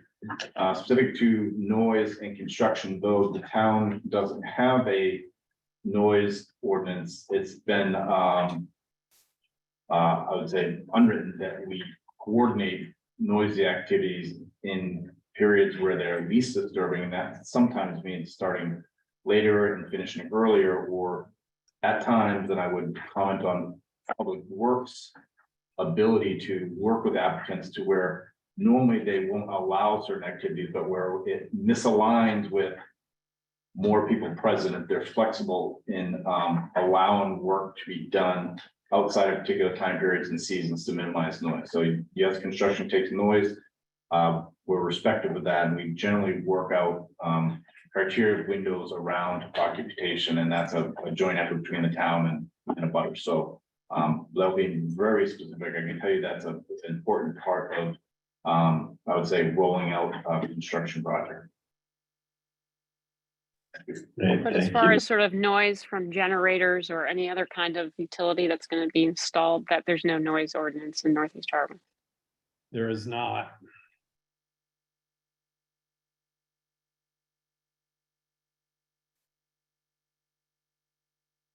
But 6A6 on lighting is very detailed.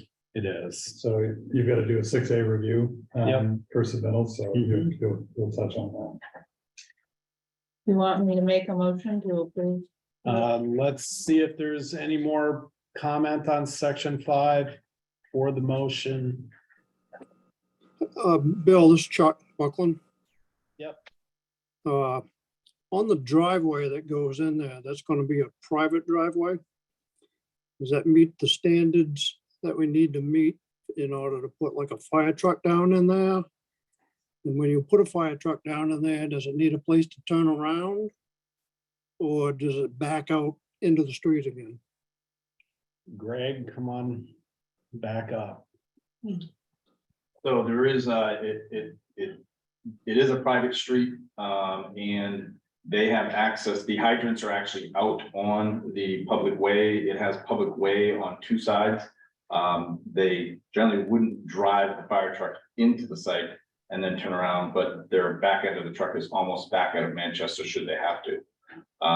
The width of it is designed so that they can get in and out. The gradients, as Chuck mentioned, are designed similar to road, though it doesn't need to be a road standard. So there's plenty of access for emergency vehicles around all sides of the property.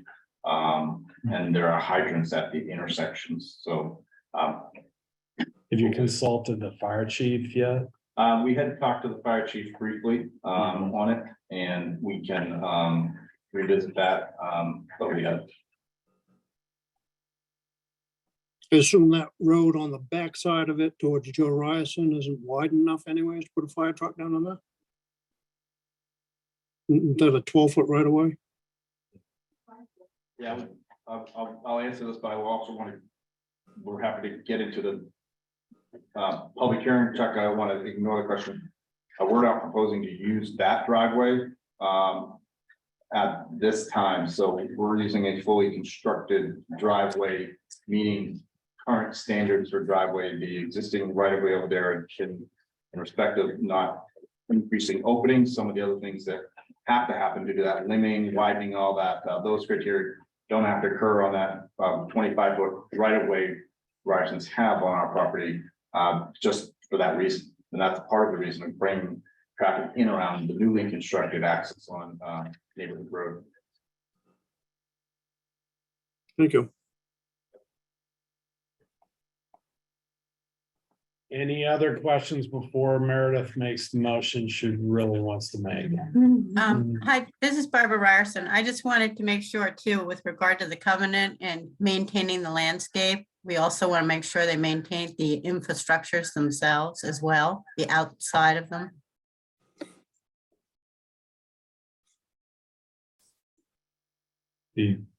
Greg, any comment on that? I heard the comment and will absorb and hopefully respond in a way that is acceptable, but I understand the comment on multiple fronts. Any other comments from the public?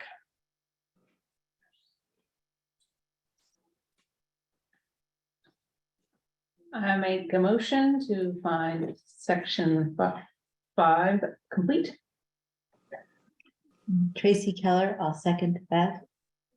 All right, all those in favor, Meredith, Randolph, I. Tracy, Tracy Keller, I. Dave, Dave Ashmore, aye. myself, William Hanley, aye. All right, 3 more sections. We've got 6A, B, and C. I'd say on these sections, this board has done so many of these 6A, B, and C reviews. We have. We could probably defer to you and not have any interruptions from this chair. You've got this. All right.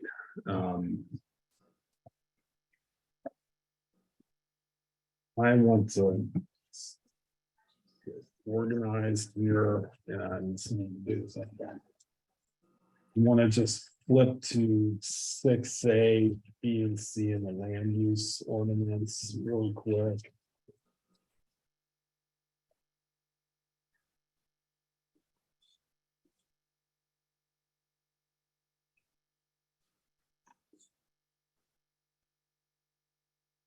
Right, so I've got section 6A in the land use ordinance open. I've got the application before me. And let's follow along here and go through it.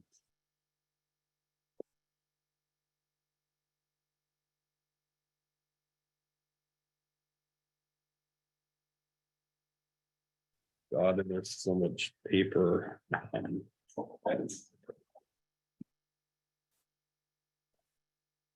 All right, section 6A, general performance standards, and the first section of section 6A is compatibility. What the ordinance talks about with compatibility is that the proposed use shall be compatible with the permitted uses within the district it's located and measured in terms of physical size, visual impact, proximity to other structures, and density of development. And the applicant talks about that the proposed use shall be compatible with the permitted uses within the district as it's measured in terms of what the ordinance states. And that additionally, they go on to say that according to Luso in the Village Residential 1 district, there are village areas with public sewer deemed suitable for intensive residential development. Residential dwellings, 1 family and 2 family are in allowed use in the VR district. The proposed design of the subdivision is in character with the other existing residential uses in the district. The physical sizes of the proposed buildings are also similar to other residential structures in the district. Building to building setbacks required in Luso have been maintained, and a landscaping plan is proposed to mitigate visual impacts and integrate the development into an existing character of the district. 6A2, erosion and sedimentation control. Pretty standard stuff where the land use ordinance talks about soil erosion plan for unstabilized soil. Having erosion control in place for construction activities.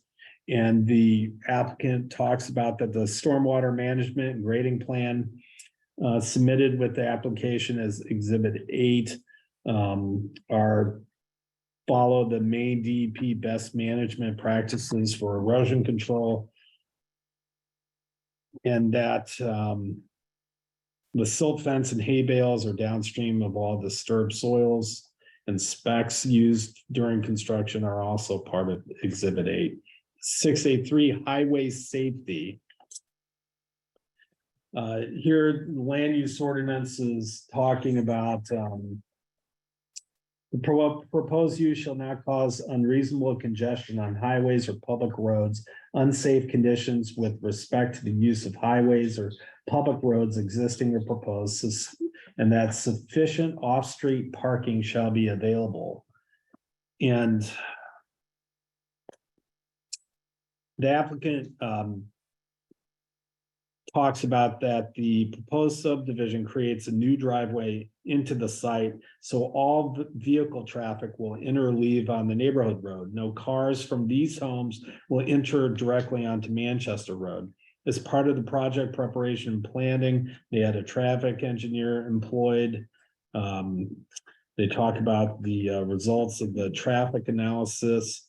And they say in addition of area traffic volumes, there's no capacity concerns even under peak summer conditions. This is all identified in Exhibit 14 with the full report on traffic. And that they're including 12 9x18 off-street parking spaces to provide 2 spaces for each resident. And that they say that section 6A3 of the land use ordinance requires sufficient off-street parking.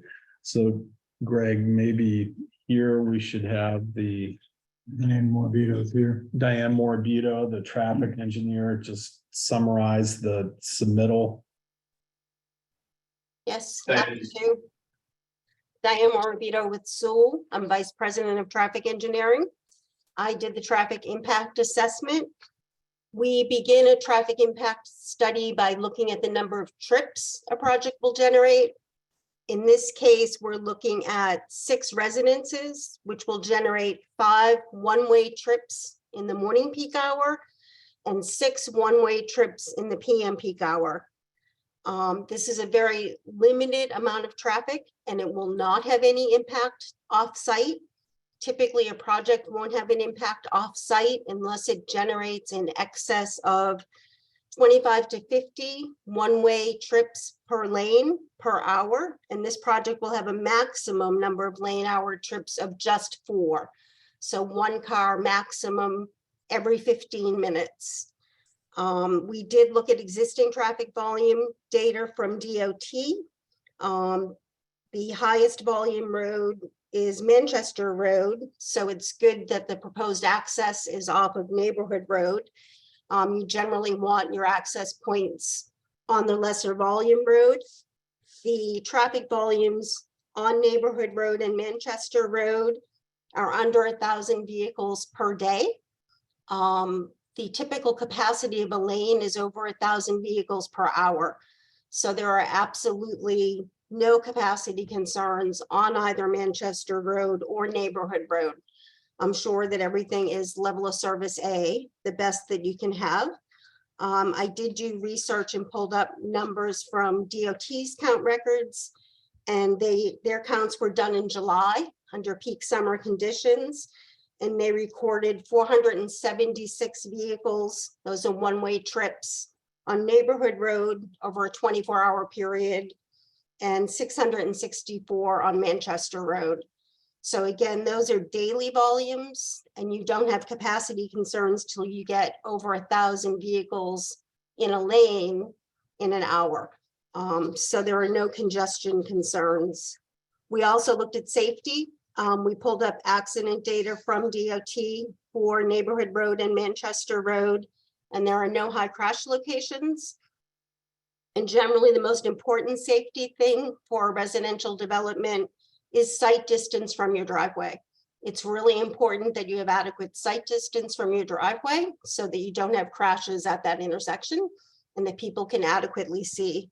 And the sight distances that were measured by GF Johnston meet the standards. So we have no sight distance concerns. So again, we have a really small number of trips, anywhere from 5 to 6 in the peak hours of the day and lesser trips in other hours of the day. And there are no capacity or congestion concerns. Happy to Okay. take questions, but that's a quick summary. This is Barbara Ryerson again. I have a question about guests and service vehicles parking on Manchester and Neighborhood Road for all of the people in that subdivision. Is that going to make those roads too narrow and cause safety issues? That I didn't look at parking, but I believe the 2 parking spaces per unit probably meets your standard and would allow for visitors. Not all units will have 2 cars. Some may only have 1. So I assume there's some visitor parking there also. Hi, this is Jan. Hey, Bill, it's Jan Kaus. I have a question. Yeah, hold on, Jan, just 1 second. Greg was gonna reply to Barbara's question. And I just wanted to echo, I think even during the sketch plan, we heard similar comments. I would make sure we're not ignoring the merits of that in this description. I think we want to make sure that the board has an exhibit related to traffic. And we've already talked about whether or not we've submitted something for parking. But specific, let me just finish specific to that question. We will go into opportunities for other on-site overflow parking and other provisions we can make internally, in addition to the 2 parking spots to address just that. And we'll walk through how that we do have 2 dedicated, but there are areas that we are hardscaping and allow for some of that, whether you have a guest or somebody to be internal to the site. So having heard it through the sketch plan and wanted to know, we're going to explore that and the merits further. Wanted you to know that we had considered that in the plan. And one thing too, I think it would be really important for Diane to be present for the public hearing too. Understandable. Yeah. Okay, Jan, you're on. Thank you, Mr. Chairman. This is Jan Kaus calling. I have 2 questions. the person Diane just represented in her presentation that her analysis is based on 5 vehicle used in the morning and 5 vehicle in and out used out the driveway in the evening. Is that correct? 5 one-way trips in the AM and 6 one-way trips in the PM peak hour. And those are obtained from Institute of Transportation Engineer numbers that we are forced to, or that we use. They're our Bible. They're very well documented. And those were actually based upon single family homes. The rates for duplexes would have been a little bit less, but I used single family freestanding homes to represent worst case. So that's the number of trips that would be expected. So I appreciate this analysis, but I'm concerned that you have a subdivision that has 12 parking lots, if I'm not mistaken. And what is the likelihood? Comes and goes in the same hour. So not everybody, those are peak hour volumes. So some people may work a little bit later than somebody else. So yes, there may be 2 vehicles per home, but they don't come and go in the same hour. So those are the maximum peak hour volumes. Not to say that there may not be 12 trips over the course of the entire morning, but in the peak hour, there is only 5 one-way trips. Okay, so I appreciate the clarification, but let's be clear what you just said. There could be up to 12 vehicles coming in and out of the same driveway over the course of the morning. So the second point I'm trying to raise is your analysis spoke only or addressed only vehicles, motorized vehicles. I did not hear you address whatsoever in a single word or sentence the amount of children riding bicycles down Manchester and neighborhood to and from the fleet and to the other clubs on both sides of Manchester. So I'm just concerned that you have represented a technical analysis that doesn't necessarily reflect the reality on Manchester Road and neighborhood. So how do you want to address that? Well, this was a traffic impact study that looked at vehicular volumes. Those are more quality of life issues that the board can consider, but a traffic impact study looks at the number of vehicles that are generated.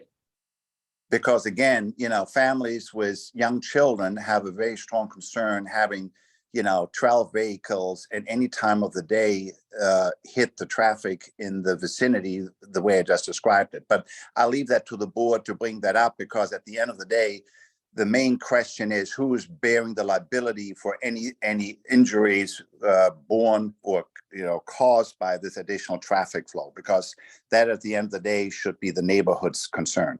Thank you very much. Just to bring us back to 6A3. 6A3 is a highway safety standard. And as you read it, Mr. Chairman, the proposed use shall not cause unreasonable congestion on highways or public roads, or unsafe conditions with respect to the use of highways or public roads, existing or proposed. As part of completeness review, you're looking to see if you've got an adequate submittal. I think the chair appropriately diverged from a completeness review, because there have been questions earlier about traffic. And so I think you've pretty thoroughly examined standard 6A3. Just a clarifying question on that topic, and agreed it's going to be an important topic for the public hearing, because although the study is standardized, it doesn't take into context the actual neighborhood, as Jan just referenced. But my question is there a town rule or town that you're not allowed to park on the street, obviously if someone is having a party or something like that, but in general, is there a town ordinance that says you can't park on Manchester Road on the road, or park on neighborhood road on the road? Because and the reason why I asked that question is that if there isn't a town rule against that, then you could just totally see overflow parking, just parking right on neighborhood road. That's just, would be a natural thing to do. And so I was wondering whether there's a town rule that prevents that. Greg? So most of you will know, and particularly who've gone through construction, there is a lot of parking on the side of the roads, and it's not prohibited because they haven't received tickets. You can park on the sides of the road. In fact, many of the folks along neighborhood road and well, say neighbor have actually widened the road so they can park more vehicles on the road. So it's not prohibited. But that's first question. To the substance of whether or not overflow is there. We've made internal provisions to allow for some internal parking. And the ordinance actually says sufficient off-street parking. So there is some peak there that the board can weigh whether or not we provide adequate off-street parking. So even though there isn't a rule that you can't park on there, the board does have the power to weigh with the parking scenario, whether it's sufficient or not. We've seen the board in other instances require more parking. The term sufficient is there. And so there is some piece to that. The answer, way everybody on both streets parks on the street. There's no ticketing out there, and it's not illegal. It does annoy public works from time to time, particularly during winter. There is nothing illegal about it. So I think when we do get to the public hearing review, that the traffic, pedestrians, bicycles, are all going to be hot topic points. And I think the applicant should be well prepared to discuss that further at the public hearing. I would just say in general, I'm appreciative of the board exploring and feedback, because I think the dialogue allows us to expunge and I'm sure that's going to be a key deliberation point of the board in the review of the project compliance. So yeah, get ready. Right. I just had a very subtle and nudge from town council to move on from section 6.3 highway safety. So I asked the public if there's any further comment on section 6.3.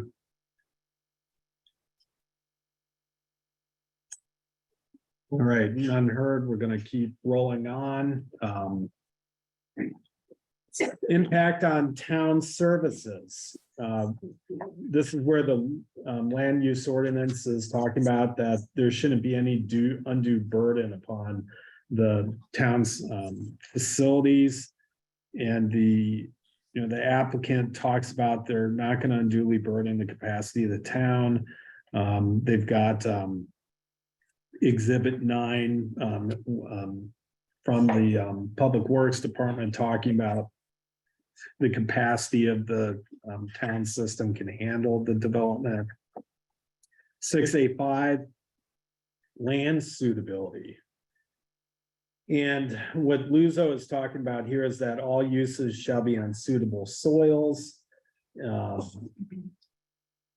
And that when you're building structures, they shouldn't cause adverse environmental impacts, severe erosion, mass soil movement, improper drainage, water pollution, all those wonderful things. And the applicant talks about that the residential uses on public sewer and water exist on sites with similar conditions throughout the district. Proper construction methods will be employed as indicated in the stormwater erosion control and subdivision plans. 6A6, this is an incredibly detailed section in the land use ordinance. This is all about lighting. And lighting standards for outdoor, and I won't go through all the review criteria of this, but just for the record, state that the purpose of section 6A6 is to establish minimum requirements for outdoor lighting that enhance visibility and public safety by preventing uncontrolled intrusion into adjacent properties in the natural environment. And the applicant talks about that the lighting on all the buildings will be typical residential fixtures, which are dark sky friendly, which means they're shielded and downward facing and rated at not more than 1800 lumens. The photometric analysis shows that light trespass at the property line will not exceed 0.10 foot candles, and that's exhibit 15 in the application. 6A7 is stormwater. And there, the land use ordinance talks about the direct discharge of stormwater from ditches, swales, and developed sites to streams and lakes can contribute to water pollution. We need to control that, and the applicant talks again about that the Maine DEP best management practices and low impact development measures will be employed for the project. And what that includes is permanently stabilized culvert inlets and outlets, rain gardens, infiltration trenches, and level spreaders to reduce channelized flow off-site. The applicant did not call out and didn't take credit for having an exhibit on this one, so the board may want to just put in their marginal notes for 6A7, the application, that's exhibit 16. Addresses stormwater management. Thank you.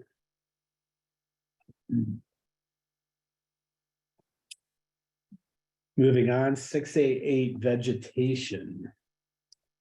And what the land use ordinance talks about there is that the clearing of trees or conversion of other vegetation is allowed for permitted construction. You know, we've got to avoid erosion in doing that, and that the activity is in conformity with section 6C3, clearing or removal of vegetation for activities other than timber harvesting. And what the applicant there talks about is construction associated with the development of the project will be associated with permitted uses. They're again using the DEP's best management practices, silt fences and hay bales downstream of all disturbed soils. And specs to be are included in exhibit 8. 6A9 just it talks about the dust, fumes, vapors, odors, and gases. You know, and what the concern there is pretty obvious is that the emission of dust, flash, fumes, vapors, odors, and gases could be harmful. You know, at any point beyond the lot line of the establishment creating that emission shall comply with all applicable federal and state regulations. And what the applicant talks about is that they're going to comply with all federal and state regulations. And that they go on to say that no long-term dust, fumes, vapors, odors, and gases will be associated with the residential development. You know, they've got erosion control specs identified, and that if there was a dust condition, they would use a water truck for temporary dust control during construction. That again is exhibit 8. Thank you. And that concludes section 6A of the land use ordinance. I'd again ask if there's any other specific comment on section 6A from the public.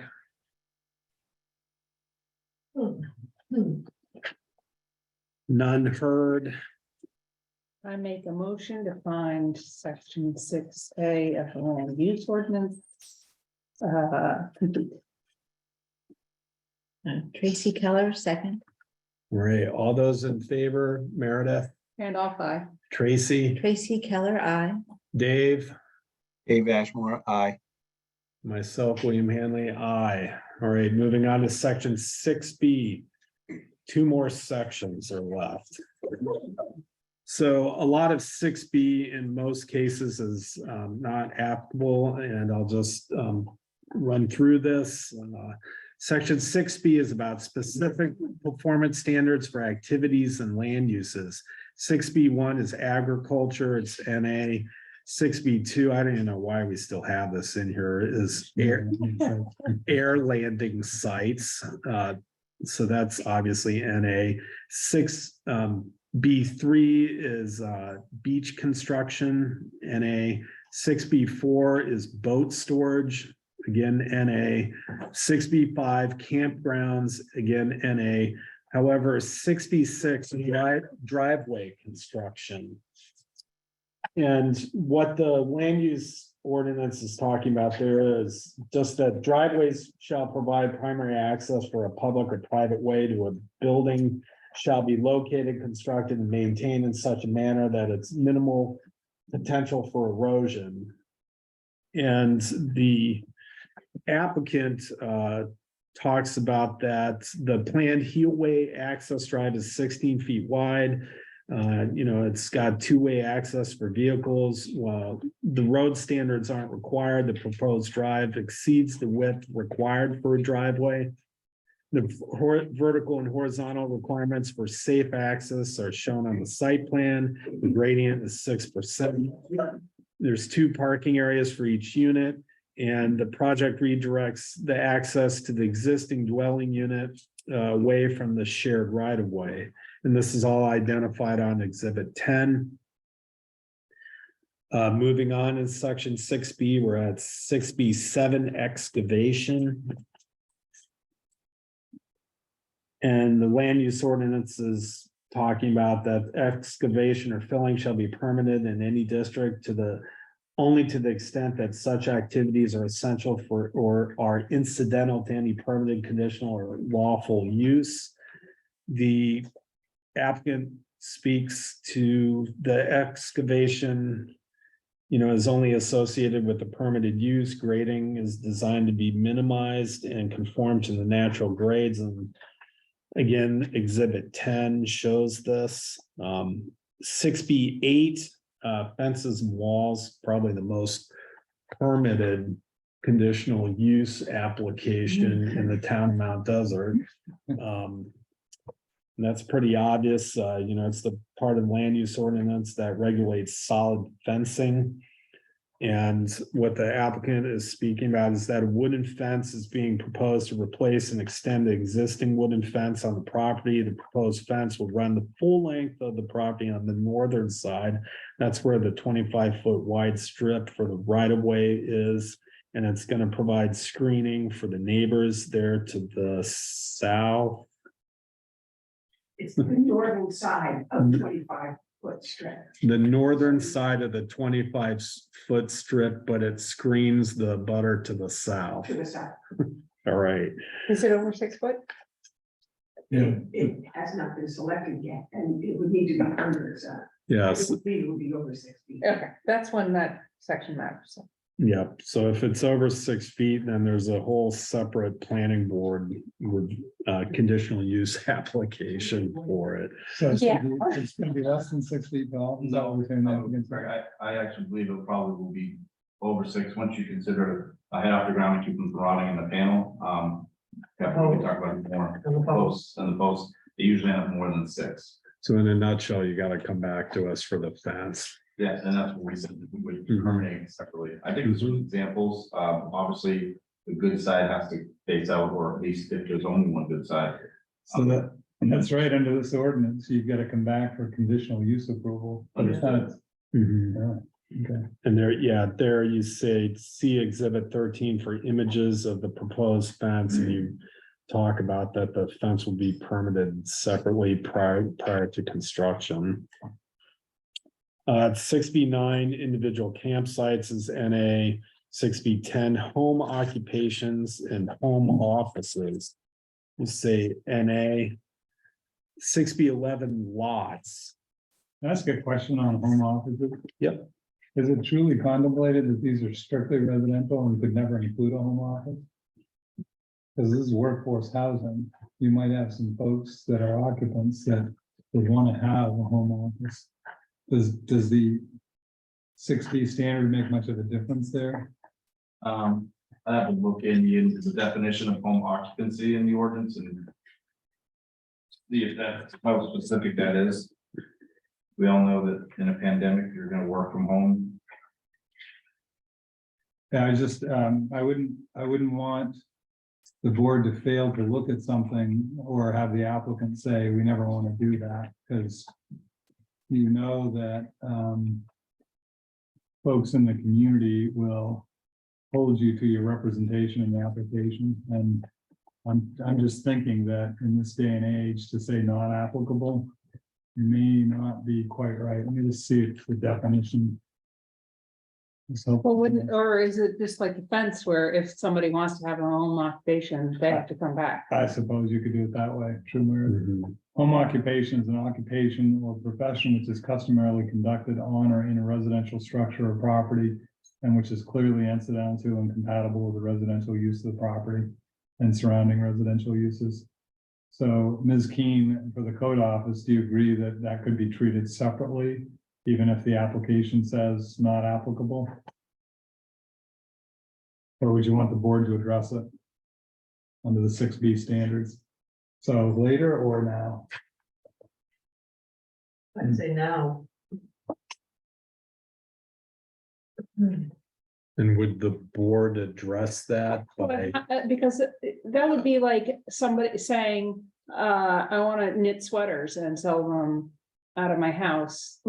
Nobody's even living there right now. We don't know if anybody's, what's the business, I see what like, you're saying. like, In other there's- words, there's you nothing actually got to even establish the residential occupancy first right? in order to invoke that. And provision. what's your business? Yeah, What that's what are you true. trying to make money at? I Good. mean, then we'd be giving the subdivision universal rights to run businesses, and that doesn't seem, I definitely don't think we want to do that. Yeah, I don't know, I don't know where the board would quantify any requirement relative to a specific LUZO requirement. So I actually think that in the lead-in clause to 6B10 is where you may want to go. Home occupations and home offices, except those of a temporary or casual nature, require a permit from the code officer to ensure compliance with the following standards. It's actually not a planning board review. So I'd say, Right. I'd say later. Later, yeah, it is later. I'm sorry. I took us off course. Right, Just a casual detour. Thank you. got it. We'll forgive you. It's okay. Yeah, all right. So we were on 6B11 lots and. Yeah. Another lengthy. Lengthy section here. Here's one where the code officer might be able to help with your review. Yeah, Ask Kim if she thinks the requirements for lots have been met. yeah. If she's had a chance to review it. So they talk about like, minimum lot size, in the VR zoning district, they meet that with the 0.9 acres. They talk about access. And the applicant, says that the parcel was created before June 6, 2015, and it's got direct frontage on a public way. Which exhibit was the deed of conveyance? You remember, Greg? The deed, It's 3, okay. yeah. So there it is, 2019. Wait a second.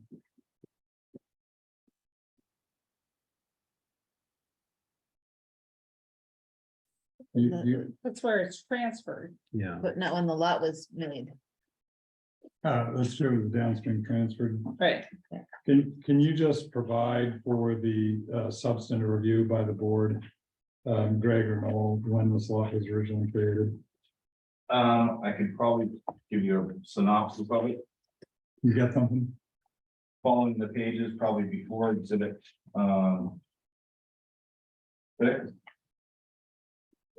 And maybe it was not in here. Oh, that's true. Let's get. Yeah, actually, you can see the minor divisions within the survey under tab 6. Yeah. Then in fact, the parcel itself is a combination of 5 lots that were divided in. The last one was purchased in 1970. Okay, so the last one was 1970? Yes, the first one was 1957 and the last one. 1957 to 1970, okay. And that's in that set of notes in the Pliskin Day plan. It's in the deed actually describing the Okay. various parcels that form a full lot. So the board could note exhibit 13. It's in the attachments to the Exhibit 3, okay. Thank you. You know, section 6B11 goes on to speak to additional one-family or two-family dwellings. They talk about the density calcs there being in compliance with LUZO. Minimum area suitable for development, you know, there's applicants speaks to that, there's no wetlands or floodplain issues. And lot lines and subdivisions, that there's no new lot lines being proposed. 6B12 is. Can I just say on the second component of 6B11? Yep. I'd want to really understand the access, because I suspect Kathy's correct that the deeds that were aggregated to create a lot were individually created between 57 and 1970. But I know this access provision was defined for a given reason as whether it was before June 6, 2015, and I would make sure that we get it right on access. I think, again, the code officer has experience with this access provision, and I know this has been a gnarly one in the past, so I just make sure that the access identification is correct. I think it is, but I just want to be sure on that one. I think there are representatives of the applicant team that can help nail that down. Because it's kind of a strange one. It's really an aggregation parcel. That's not a new division parcel, if you will. So essentially what's happening is we're bringing all these lots together in a 2019 deed. And I haven't been able to get my head around quite yet. I'm just reserving a little bit as attorney to the board as to whether that. Were they previously combined though to Yeah, 2019? I'll point you to the deed. Just in exhibit 3, but just before tab 4. Yep. Page number 5 of that deed exhibit. 5 out of 7, is that what you're referring to? Yeah. The 6 parcels so-called? They were combined between at least before 2000. Yeah, because they. So where's the evidence of that? Because you're now hitting on a note that I want to be sure that I understand. I think it's the second to last paragraph on page 5. So first, second, third, fourth, sixth parcel. Described in the deed from Harvey Hewitt himself in the grantor of joint tenants dated December 11.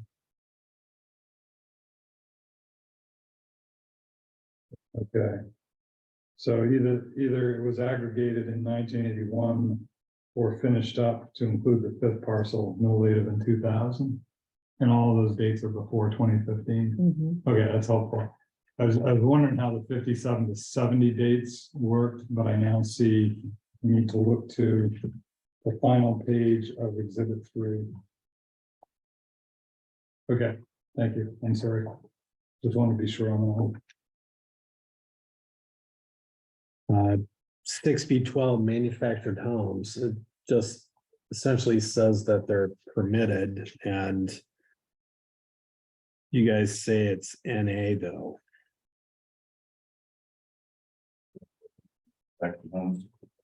Yeah, it says that which are structures to be used for residential occupancy, which have a pitched shingle roof, a permanent foundation or masonry slab, piers or walls, and exterior siding of clapboard, cedar, shingles, wooden or vinyl material that is residential in appearance are permitted.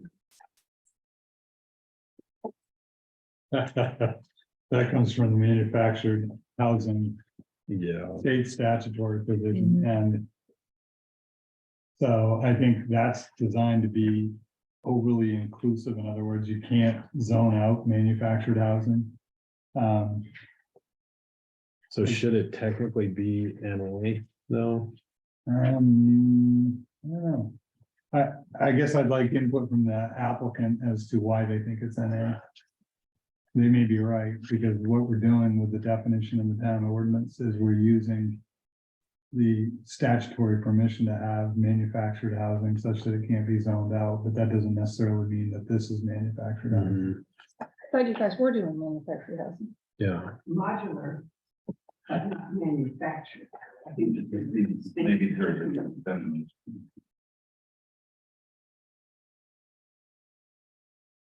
Yeah, Don't they come on trailer, you know, in pieces? Pieces, yeah.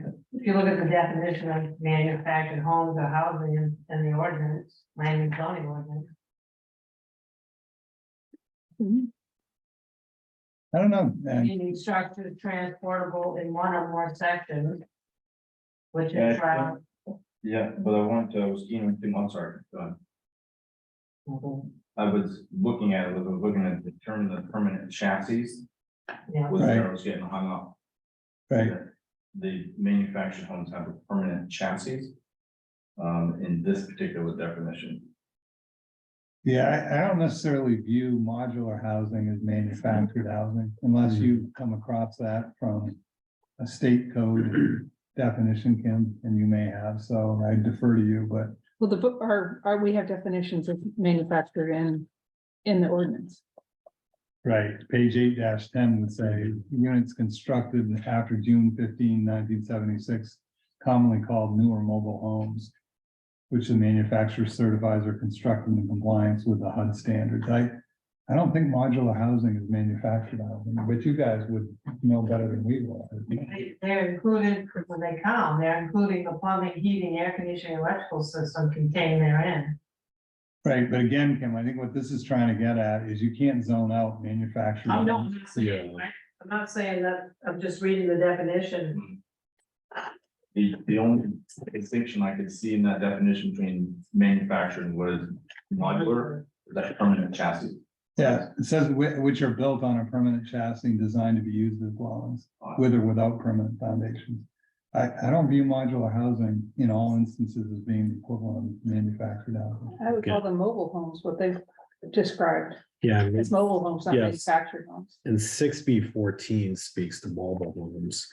Yeah, so I think NA is correct, but again, we've got a code officer that's got a lot of experience, so she has reason to believe modular housing of any type is manufactured. I'd want to hear you out on that, okay? Could I just ask a clarifying question? Yeah. I think the way that we had interpreted it was that it didn't qualify for that particular definition. Mhm. But what would if we didn't call it NA, what would the submission requirement be that's any different from what we've already submitted? Yeah, so that's a good point too. It just seems to me that when you look at 6B12, and I think the plain language of 6B12 is helpful, so I just want to read it. Manufactured homes or housing is defined in section 8, which is the definition section of the ordinance, which we just read from, which are structures to be used for residential occupancy, which, have those characteristics that Chair Hanley read from, are permitted, is what it says. So it's not really even a standard. Yeah. It's just saying it's permitted. And the reason for that is the state and the feds, to the extent that manufactured homes are constructed in accordance with federal HUD standards, you can't zone them out. So that's all this is saying is you can't zone it out. So to go back to your point, no, I don't think there's a submittal requirement here. I think we're just saying if you're a manufactured home, you're permitted. I mean, just to volunteer, if it helps to add clarity to the application, we could modify the narrative to say, the proposed structures are likely to be modular homes, but I don't know if that's. Use modular construction. Yes. Even modular home gets almost a generic, it's like calling tissues Kleenex, just because that's the common usage. I would say it's modular construction, and there's a lot of construction right now, including stuff up at the university with modular construction. Right. So. But I think that our interpretation was that this section didn't apply based on the definition. But if it adds clarity, we can change the narrative, but I still don't think there's any standard that there's nothing for us to submit to be complete. That's right. It's not a completeness issue. It's not a submittal requirement. It's just simply saying, if you are manufactured housing, you're permitted. Yeah. Okay. All right, so Moving on, 6B13 mineral exploration and extraction. NA 6B14 mobile homes, campers, trailers, and recreational vehicles. It just says that they're not permitted unless it's in a campground or trailer park, which is established in the accord and provisions of the ordinance. Applicant says NA. 6B15 sanitary standards. Here we're just talking about the, availability of public sewer, and that if you're within 200 feet of a public sewer, you should be connecting to it. And the applicant states that they'll connect to the public sewer and has been designed to meet applicable standards, and it's shown in Exhibit 10. 6B16 sign regulations.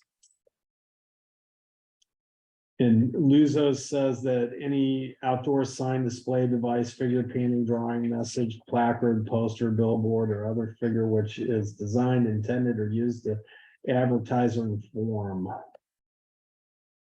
And we have minimum requirements for signs and exempt signs and signs prohibited. And the applicant says that a private blue street sign in compliance with the E911 standards and similar in character to all the other street signs will be installed at the proposed drive into the site. 6B17 talks about vehicles unregistered. Before you jump to 6B17, and I'm glad you're moving it along because this can get long. 6B16 sign regulations. I was just looking at this as a directional sign, which I think is what they're proposing, a private blue street sign. Yeah, so this town wouldn't be necessarily regulating that, would they? Ken? If it was, if it's a street sign or it does say in 6B16 5.5 directional signs at intersections of two or more state roads. No, the main DOT sign. Yeah. Those are, okay, gotcha. So is there any? Why are we putting a street sign up when the standards that you met are for driveway? So there are many multiple E91 addresses require any access, whether road or private driveway. So you can label which unit is what. No, your shared driveway has to have. So which section of the good long section on signs is applicable here to your blue? Which section? You just want to cut to the chase for submittal purpose. The requirement of E91 satisfaction is probably not covered in this. There's another section that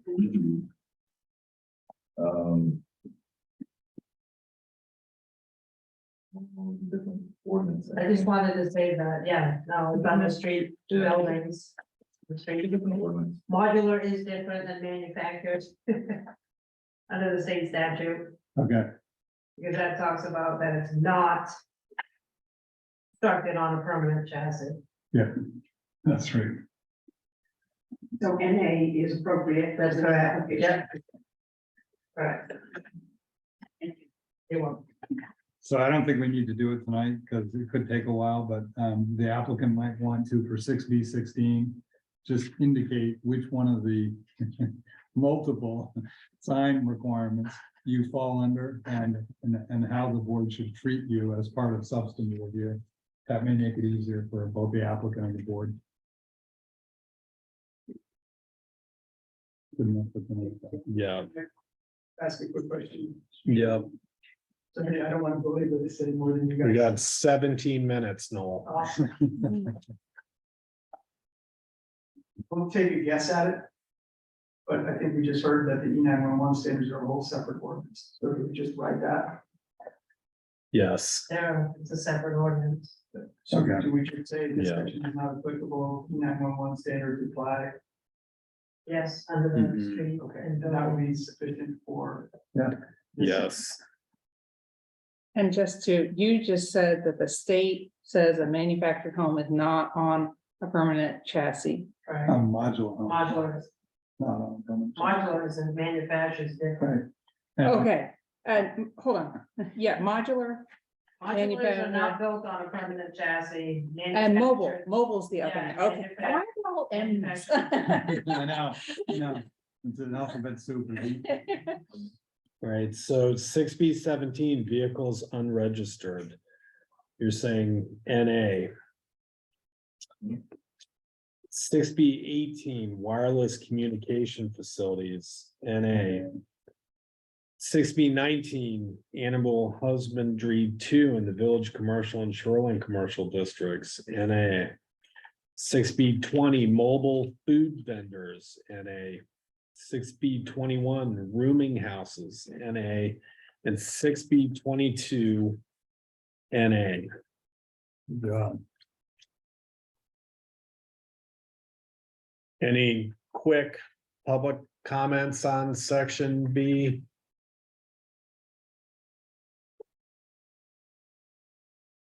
You're on, Meredith. I make a motion to find section 6B of the land use ordinance complete. Dave Ashmore, second.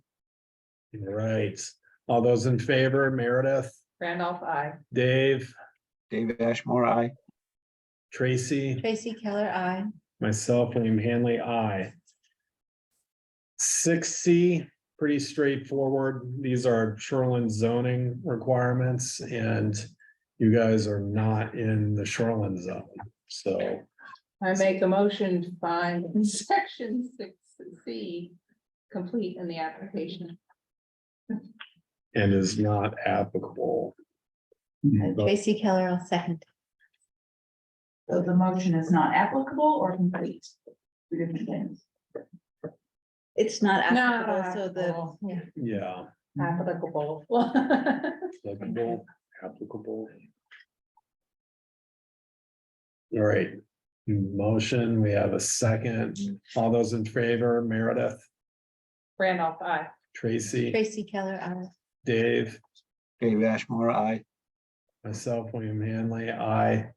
And then, if I'm not mistaken, Mr. Hamilton, we need a final vote of, Yeah, finding that all sections reviewed are complete. I make a motion to say that all sections of the application are complete.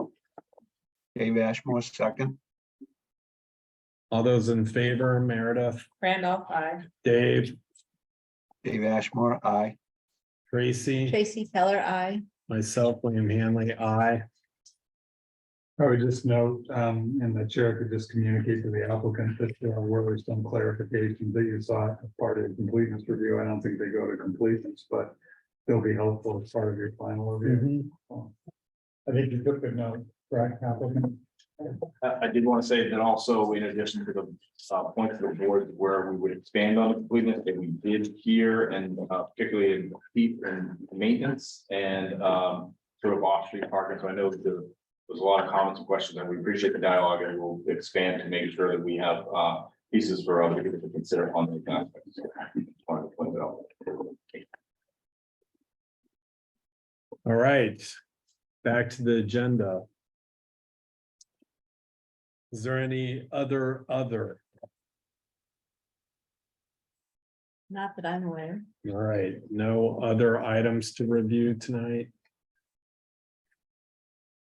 All right, I make a motion to adjourn. Are we allowed to adjourn? yep, well, we got, I yeah, make a motion to adjourn. Tracy Keller, I'll second that. all right, all those in favor, Meredith, Randolph, I. Tracy, Tracy Keller, I. Dave, Dave Ashmore, aye. myself, William Hanley, I, and that was with 12 minutes to spare. Nice job. I